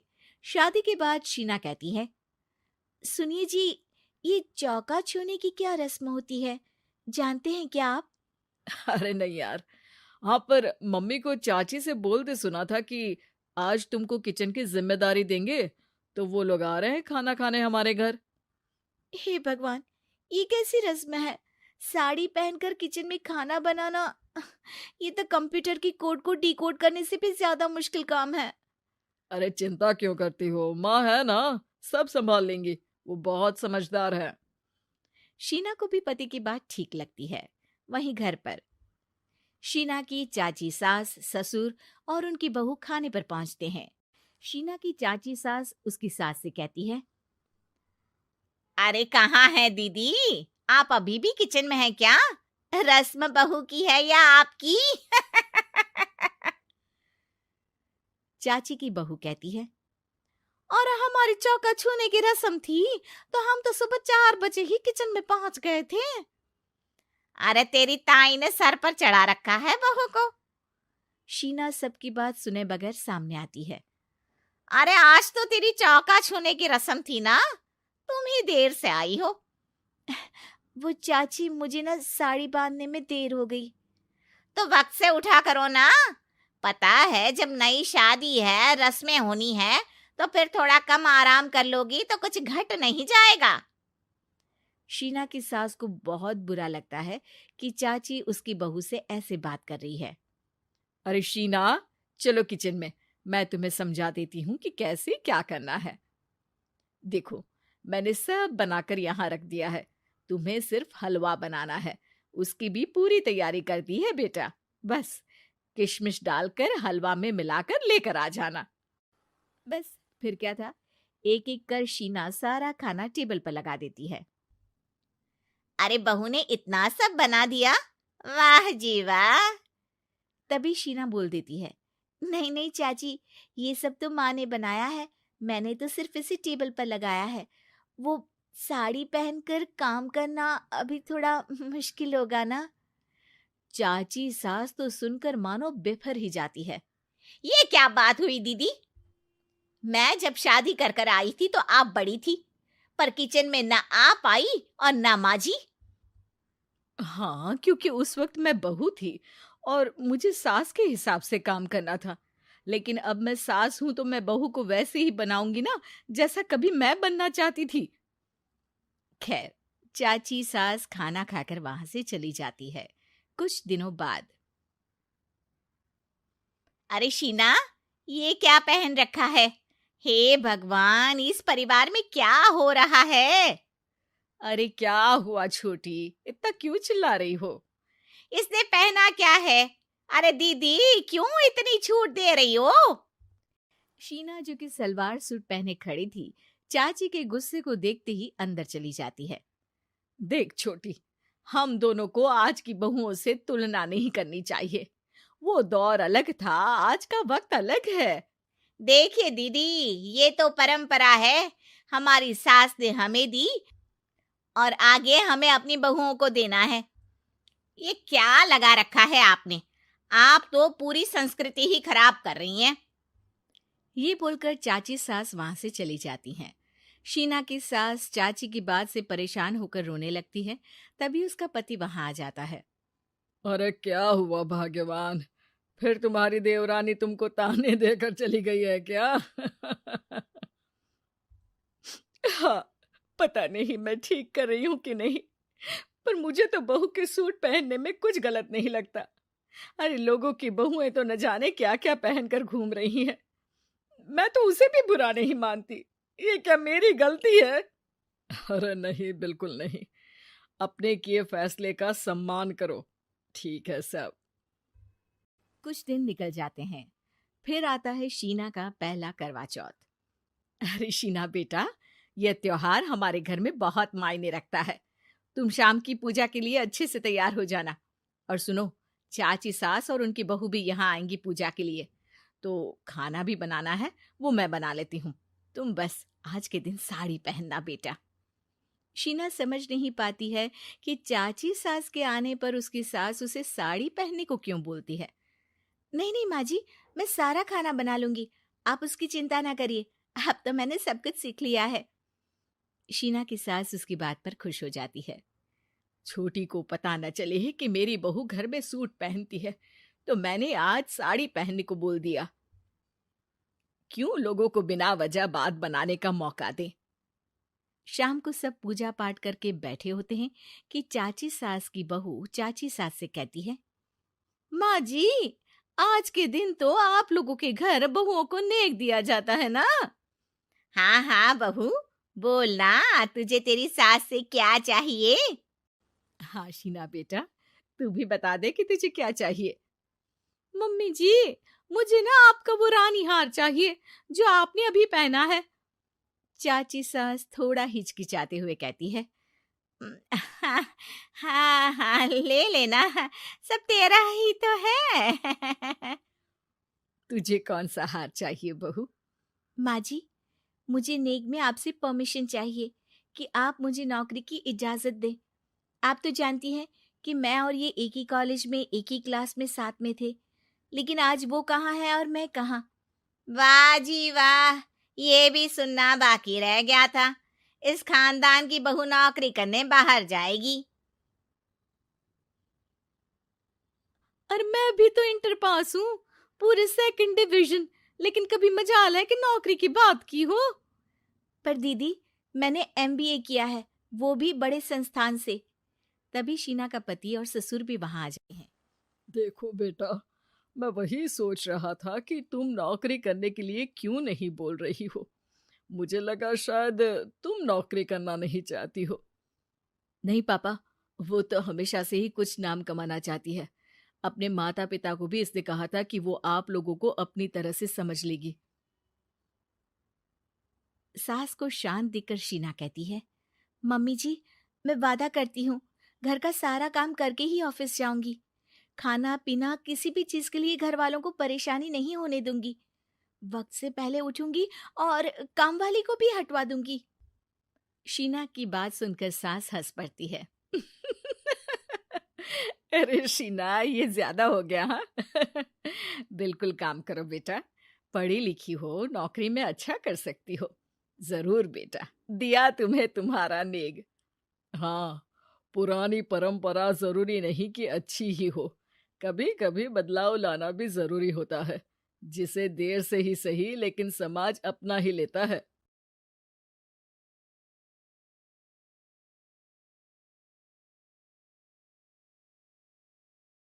बहू का तकिया कलाम। सिद्धि की एक आदत थी, उसे इंग्लिश के शब्दों को अपनी हर बात के बीच में बोलने का बड़ा शौक था, खास तौर से स्टॉप।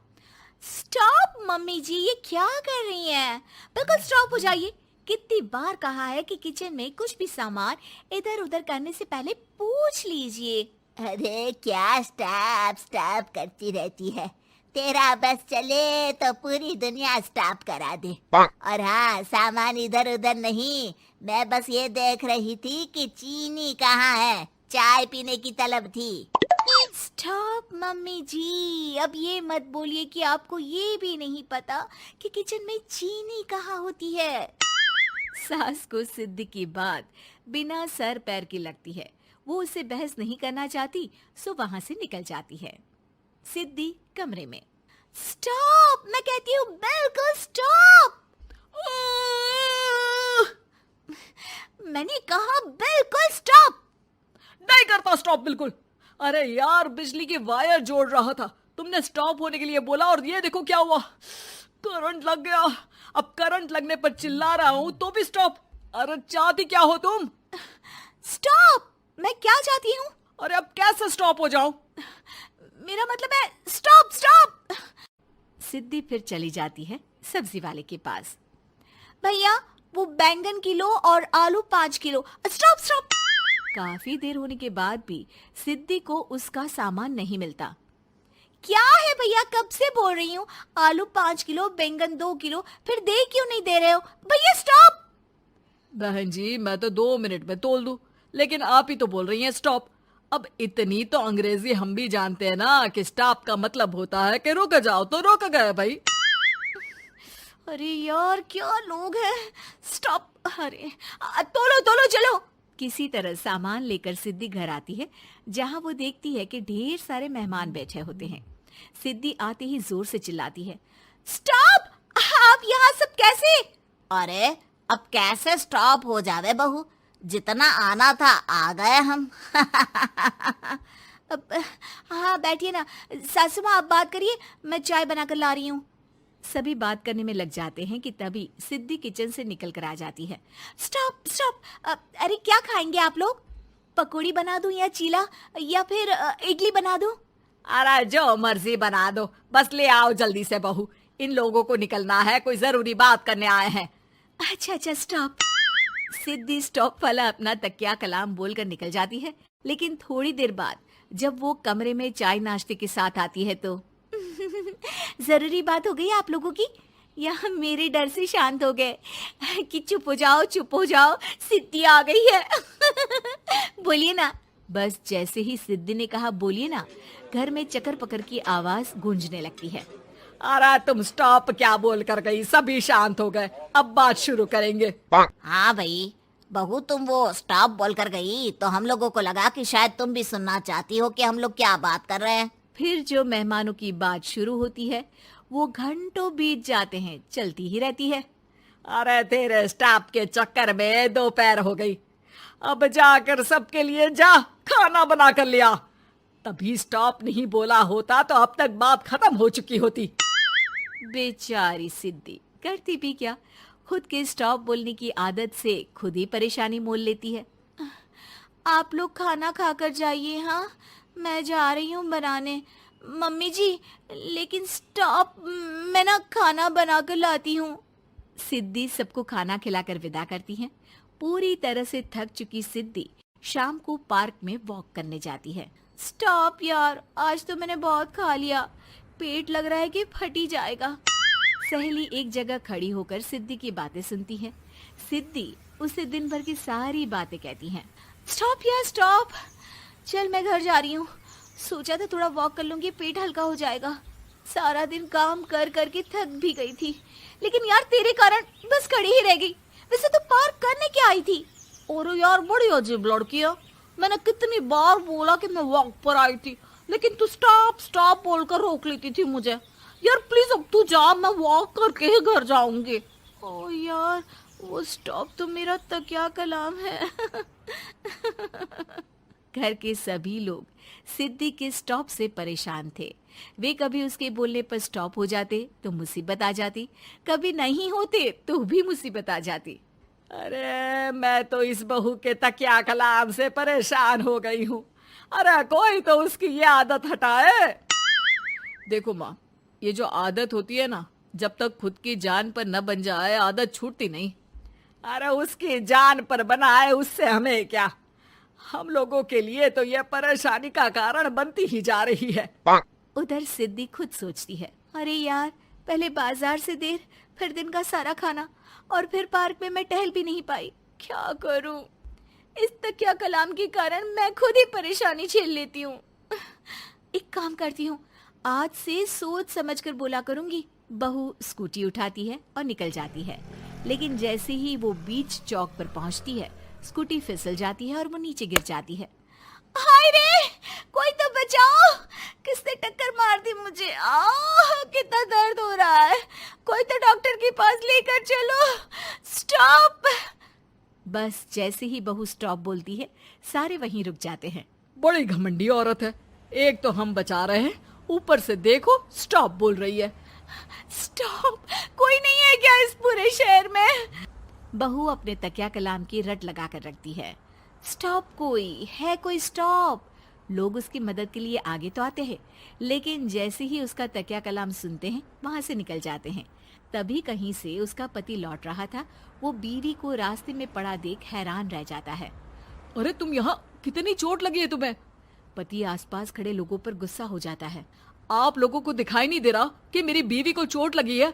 कोई भी नहीं है जो उसे उठाकर बिठा सके? अरे भाई साहब, कोई क्या मदद करे इस महिला की। और इतनी घमंडी है, जब भी इन्हें उठाने की कोशिश करो स्टॉप स्टॉप बोल देती है।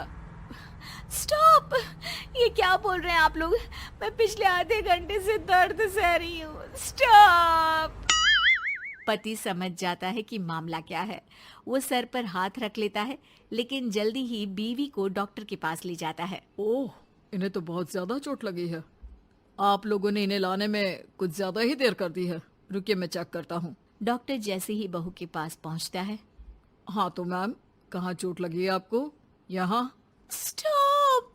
डॉक्टर देखते देखते अचानक रुक जाता है। अब भी स्टॉप? अरे नहीं नहीं डॉक्टर साहब, अब तो सपने में भी स्टॉप नहीं बोलूंगी।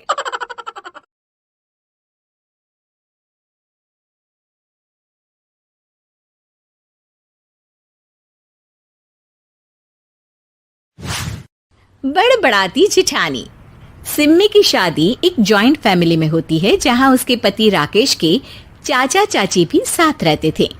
उनकी बहू मेघा सिम्मी की जिठानी लगती थी। अरे मेघा, राकेश आ गया है, उसका खाना लगा दे बेटा। हाँ माँ, बस वो चेंज कर ले, मैं खाना लगा दूंगी। सबके कमरे में जाने के बाद सिम्मी और राकेश साथ खाना खाते हैं, जिसे देखकर मेघा को जलन होने लगती है। अरे सिम्मी, हमारे घर में पति के साथ खाना खाने का रिवाज नहीं है, तुम्हें राकेश ने बताया नहीं क्या? सिम्मी मुस्कुराकर वहां से चली जाती है कि मेघा सिम्मी की सास के पास जाती है।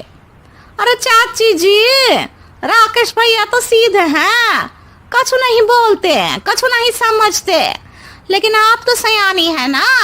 अब देखिए, साथ बैठकर खाती है भैया के, कुछ झूठा मीठा उसका भैया के पेट में चला जाए तो सिम्मी को तो पाप लगेगा ना, पाप। सिम्मी मेघा की बात सुन लेती है लेकिन कुछ नहीं बोलती। अगले दिन, सिम्मी, मैं मुंबई जा रहा हूँ, तुमको चलना है तो साथ चलो। मेघा राकेश की बात सुनती है और सीधे सिम्मी की सास के पास जाती है। अरे चाची, अरे चाची। अरे मेघा, क्या हो गया? बहुत परेशान लग रही है, सब ठीक तो है ना? अरे नहीं ना चाची, कैसा ठीक है? राकेश भैया मुंबई जा रहे हैं, आप तो जानती हैं कितने सीधे हैं, इतनी दूर जा रहे हैं, कहीं कुछ हो न जाए। अरे नहीं नहीं, मैं नहीं जाने दूंगी उसे। अरे सिम्मी, पता चला है कि राकेश मुंबई जा रहा है। ना बेटा ना, वो नहीं जा सकता। अरे माँ, उन्हें ऑफिस के काम से जाना था, लेकिन आपको तो पता है ना, उन्हीं दिनों मेरे मायके में शादी है, तो वो अपनी जगह किसी और को भेज रहे हैं। अच्छा अच्छा, तो फिर ठीक है। सिम्मी समझ जाती है कि मेघा ने सास के कान भरे हैं। वो सास से कहती है, माँ जी, लेकिन हम दोनों कुछ दिनों के लिए मसूरी जा रहे हैं। आप तो जानती हैं कि शादी के बाद हम कहीं नहीं गए। अच्छा अच्छा, ठीक है, जाओ घुमाओ। सास वहां से चली जाती है। सिम्मी अपने कमरे में कपड़े पैक कर रही होती है कि तभी मेघा आ जाती है। अरे गर्मी में सर्दी के कपड़े काहे पैक कर रही हो? सिम्मी को मेघा पर नाराजगी तो होती है, लेकिन फिर भी वो कुछ नहीं बोलती। दरअसल मैं और राकेश हनीमून के लिए मसूरी जा रहे हैं ना। का हनीमून? हाँ हाँ, हनीमून। क्यों? हनीमून के लिए तो पति पत्नी ही जाते हैं ना, तो मैं और राकेश जा रहे हैं। मेघा भागकर सिम्मी की सास के पास जाती है। अरे चाची, सच में तुम लोगों जितना सीधा परिवार तो मैंने देखा ही नहीं है। अरे अकेले भेजोगे दोनों को? मैं और सुरेश तो कभी अकेले नहीं गए। हाँ भाई, हम तो परिवार में ही अच्छे, बड़ों के बीच, ऊपर से खर्चे है भगवान। अरे चाची, पहाड़ी इलाका है, कुछ हो गया तो। सास सीधे सिम्मी को बुलाती है, लेकिन सिम्मी तो वहीं सास के कमरे के बाहर ही खड़ी थी। बस मेघा दीदी, आपसे यही उम्मीद थी। अरे बड़ी हूँ, घर के कायदे कानून तो मैं ही बताऊंगी ना। अरे तो अपने घर में रखिए ना सारे कायदे कानून। आपकी सास खुद खाना बनाती है, क्योंकि आप यहाँ आकर मेरी सास के कान भरती हैं। आपका पति हमेशा खुद खाना लेकर खाते हैं, क्योंकि आप मेरे घर में ये देखने के लिए बैठी रहती हैं कि मैंने और राकेश ने साथ खाना खाया तो खाया कैसे। मेघा दीदी, आप अपने घर और घर वालों का ख्याल रखिए। मेरे घर में ज्यादा घुसने की जरूरत नहीं है, और हाँ, मैं अपने सास और पति को संभाल लूंगी। मेघा चिल्लाती हुई वहां से चली जाती है, जिसकी आवाज सुनकर राकेश वहां आ जाता है। सिम्मी, मैंने तो तुम्हें पहले ही अपने घर का माहौल बता दिया था। हाँ राकेश, तुम्हारे घर का माहौल बहुत अच्छा है, लेकिन बाहर से कुछ लोग आकर इसे खराब करना चाहते हैं, जो मैं नहीं होने दूंगी। सास सिम्मी की बात सुनकर कमरे में चली जाती है। सिमी और राकेश घूमने जाते हैं और जब वापस आते हैं तो दरवाजे में मेघा और उसके पति खड़े होते हैं, वो भी सामान लेकर। अब छोटे मर्यादा तोड़कर घूम रहे हैं तो हम काहे नहीं? अरे भाभी, तो आपको किसने मना किया है? वैसे भी 4 दिन की जिंदगी है, दूसरों के घर में ताक झाक करके बिताने से अच्छा हो मौज करके ही बिताओ।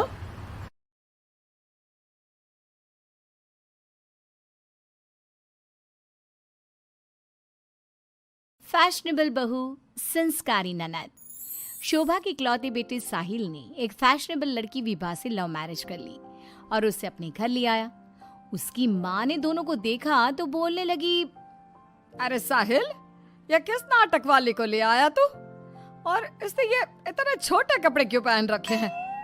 माँ ये नाटक वाली नहीं, आपकी बहू है। मैंने इससे शादी कर ली है। विभा, माँ के पैर छुओ। कम ऑन साहिल, मैं किसी के पैर नहीं छू सकती। विभा, ये हमारा कल्चर है, घर के बड़ों के पैर छूते हैं। ओके साहिल। विभा जैसे ही शोभा के पैर छूने के लिए झुकी तो शोभा ने उसे डांटते हुए कहा, चल हट यहाँ से, दूर हो जा मेरी नजरों से। न जाने कहाँ से इसे उठा लाया है। तेरे लिए लड़कियों की कमी थी क्या, जो ऐसी लड़की को ले आया? हमारे घर के संस्कारों के बारे में तो सोच लेता, लोग क्या कहेंगे? माँ, आप भी कैसे पुराने जमाने की बात कर रही हो? आप कपड़ों और भाषा से किसी के संस्कारों को जज नहीं कर सकती। साहिल ने अपनी माँ को समझाने की बहुत कोशिश की, लेकिन वो कहाँ कुछ मानने वाली थी। शोभा अपनी बहू के कपड़ों और स्टाइल की वजह से हमेशा उसके कैरेक्टर पर टिप्पणी करती रहती।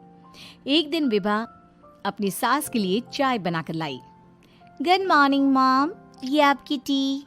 ऐ छोरी, तुझ में संस्कार नाम की चीज है या नहीं? गुड मॉर्निंग ना बोला कर मुझे।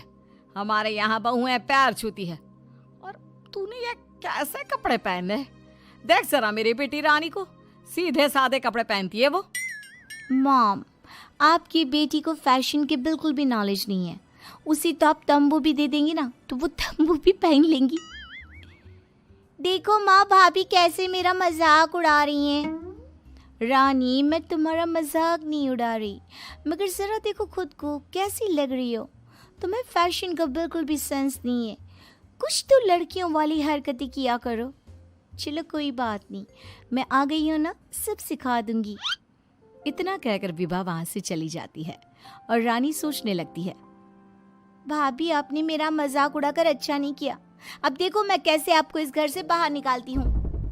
अब रानी हर समय अपनी भाभी की कमियां ढूंढने में लगी रहती। रानी की माँ तो विभा से नफरत करती ही थी, लेकिन घर से निकालने के लिए जरूरी था कि साहिल भी विभा से नफरत करे। एक दिन घर में पूजा हो रही थी। घर के सभी सदस्य पूजा में शामिल हुए, लेकिन विभा नहीं हुई। जब पूजा खत्म हुई तो रानी ने कहा, भैया माना कि भाभी फैशनेबल हैं, लेकिन इसका मतलब ये तो नहीं कि वो भगवान में बिल्कुल आस्था ना रखे। उन्हें पूजा में तो आना चाहिए था ना।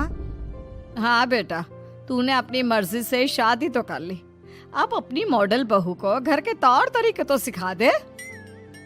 अपनी बहन और माँ की बात सुनकर साहिल विभा के पास गया और उससे कहने लगा, विभा, आज घर में पूजा थी, तुम क्यों नहीं आई पूजा में? पता है लोग कितनी बातें बना रहे थे। माय डियर हस्बैंड, इतना गुस्सा क्यों हो रहे हो? जरूरी नहीं कि भगवान को खुश करने के लिए पूजा में शामिल होना पड़े। जब भगवान को दिल से याद कर लो ना तो बस उसी समय होगी उनकी पूजा। विभा, तुम शब्दों के जाल में मुझे मत फंसाओ। मैं जानता हूँ तुम इन सब चीजों को नहीं मानती, लेकिन तुम माँ की खुशी के लिए ही चली जाती। कम ऑन डार्लिंग, तुम तो छोटी सी बात को खींच रहे हो। मुझे पूजा में जाने से कोई प्रॉब्लम नहीं थी। मुझे किसी ने बताया ही नहीं पूजा के बारे में। अगर माया रानी बता देती तो मैं चली जाती। इसी तरह दोनों में काफी देर तक बहस चलती रही। अब विभा की ननद और सास किसी न किसी बात पर दोनों का झगड़ा करवाती रहती। जो भी शोभा के घर आता तो वो उसके सामने अपनी बेटी और बहू की तुलना करती। एक दिन उनके घर पर उनकी पड़ोसन आई। शोभा बहन, कैसी हो? कहाँ है आपकी फिरंगी बहू? अरे घूम रही होगी आधे कपड़े पहनकर कहीं। जब से आई है जीना हराम कर दिया है। शोभा बहन, वैसे जो भी हो, आपके बेटे साहिल ने ऐसी लड़के से शादी करके सही नहीं किया। आपके घर में सब कितने संस्कारी हैं। आपने अपनी खुद की बेटी की कितनी अच्छी परवरिश की है, और आपकी बहू, उसके तो पूरे मोहल्ले में चर्चे हैं। हाँ बहन, बात तो सही कह रही हो। एक मेरी बहू है जिसे ना बात करने का तरीका आता है, ना कपड़े पहनने की तमीज़ है, और एक मेरी बेटी है, संस्कारी, सुंदर, सुशील, सर्वगुण संपन्न है मेरी बेटी। आप तो जल्द से जल्द बस अपनी बेटी की शादी करने के बारे में सोचो। कहीं ऐसा ना हो कि आपकी बहू के चक्कर में आपकी बेटी से कोई शादी ही ना करे। पड़ोसन की बात शोभा के दिमाग में बैठ जाती है और वो रानी के लिए रिश्ता ढूंढना शुरू कर देती है। एक दिन शोभा की तबीयत अचानक खराब हो जाती है। माँ, क्या हो गया है आपको? आप दिन भर अपने कमरे में लेटी क्यों रहती हो? अरे पता नहीं बेटी क्या हो गया है, कई दिन हो गए बुखार आ रहा है। मॉम, आपको डॉक्टर के पास जाना चाहिए, ऐसे तो आपकी हेल्थ खराब होती जाएगी। ओ अंग्रेजन, अपनी अंग्रेजी अपने पास रख। माँ किसी डॉक्टर के पास नहीं जाएगी। मैं अभी माँ को काढ़ा बना कर देती हूँ, माँ बिल्कुल ठीक हो जाएंगी। लेकिन रानी, डॉक्टर ब्लड टेस्ट करके बता देगा कि मॉम का फीवर क्यों नहीं उतर रहा। इसी तरह कई दिन हो गए। शोभा का बुखार उतरने का नाम नहीं ले रहा था और रानी उन्हें डॉक्टर के पास जाने नहीं दे रही थी। एक दिन विभा रानी को बिना बताए शोभा को डॉक्टर के पास ले गई। शोभा को 4-5 दिन हॉस्पिटल में रहना पड़ा। इसी बीच विभा ने अपनी सास की बहुत देखभाल की, लेकिन रानी एक बार भी अपनी माँ से मिलने नहीं आई। बहू, मेरी इतनी ज़्यादा तबीयत खराब थी, लेकिन रानी मुझसे एक बार भी मिलने नहीं आई। डोंट वरी मॉम, घर में कोई नहीं है ना, तो वो घर में ही रहती है। अब डॉक्टर ने बोला है कि आप घर आ सकती हैं, तो आप ज़्यादा सोचिए मत। अब शोभा को पहली बार अपनी बेटी और बहू के संस्कारों के बीच का अंतर पता चला। शोभा अपनी बहू को प्यार करने लगी। एक दिन शोभा ने विभा से कहा, बहू, आज शाम को लड़के वाले रानी को देखने आ रहे हैं। रानी और तुम बाजार चली जाओ, खाने का कुछ सामान और रानी के लिए अच्छी सी साड़ी लेकर आना। माँ, मैं भाभी के साथ नहीं जाऊंगी। वो साड़ी दिलाने की जगह कोई स्कर्ट या जींस दिलाकर ले आएंगी। बहू, तो इसे साड़ी ही दिलाकर लाना, ठीक है? Okay mom. रानी और विभा मार्केट के लिए निकल जाती हैं, लेकिन रास्ते में बहुत ट्रैफिक था। पूछने पर पता चला कि एक कार का एक्सीडेंट हो गया है। विभा और रानी ने कार के पास जाकर देखा तो एक लड़का बहुत बुरी तरह से जख्मी पड़ा था। कोई उसकी मदद नहीं कर रहा था। लोग खड़े होकर बस तमाशा देख रहे थे। विभा ने उस लड़की की मदद करना चाहा तो रानी ने उसे रोकते हुए कहा, भाभी, ये क्या कर रही हो? जब कोई इसकी मदद नहीं कर रहा तो हम क्यों करें? रानी, ये क्या बोल रही हो तुम? अगर हमने इसकी हेल्प नहीं करी तो ये मर सकता है। लेकिन भाभी, पुलिस का झंझट कौन संभालेगा? पुलिस उल्टा हमसे ही सवाल जवाब करेगी। वो सब बाद में देखेंगे, पहले इसे हॉस्पिटल पहुंचाते हैं। विभा और रानी उस लड़के की जान बचा लेती हैं और उन्हें घर आने में देर हो जाती है। शोभा उनसे पूछती है, तुम दोनों को इतनी देर क्यों हो गई आने में? देखो शाम होने वाली है, लड़के वाले किसी भी समय आते होंगे। माँ, आपकी लाडली बहू की वजह से देर हो गई। मुझे आज पता चला भाभी को समाज सेवा का शौक भी है। रानी ने पूरी बात अपनी माँ को बता दी। शोभा ने बहू को डांटने की जगह उसकी तारीफ की। वो तीनों बात कर ही रहे थे, तभी साहिल वहां आकर कहता है, माँ, जो लड़का रानी को देखने आने वाला था उसका एक्सीडेंट हो गया है। क्या? ये तो बहुत बुरा हुआ। ठीक तो है ना वो? हमें जल्दी उसे देखने जाना चाहिए। माँ, वो ठीक है, उसके घर वाले बता रहे थे कि 2 लड़कियों ने उसे हॉस्पिटल पहुंचाया है। अगर वो उसे वक्त पर हॉस्पिटल ना लेकर जाते तो उसका बचना मुश्किल था। 2 लड़कियों ने? डार्लिंग, हमने भी आज एक लड़की का हॉस्पिटल पहुंचाया था। कहीं ये लड़का वही तो नहीं जो रानी से मिलने आ रहा था? सभी हॉस्पिटल पहुंचे तो ये लड़का वही निकला जिसकी जान विभा और रानी ने बचाई थी। सब ने दोनों की बहुत तारीफ की। रानी ने अपनी भाभी से माफी मांगते हुए कहा, भाभी, मुझे माफ कर दो। मैंने हमेशा आपको गलत समझा। अगर आप ना होती तो मैं कभी भी किसी अनजान आदमी की मदद ना करती। डोंट क्राई डियर, हमें अच्छे काम करते रहने चाहिए। साहिल दोनों की बात सुनकर कहता है, देखा रानी, मैं कहता था ना, संस्कार चरित्र में दिखाई देते हैं, कपड़ों और भाषा में नहीं। इसीलिए कभी किसी के कपड़े देखकर उसका कैरेक्टर सर्टिफिकेट नहीं बनाना चाहिए।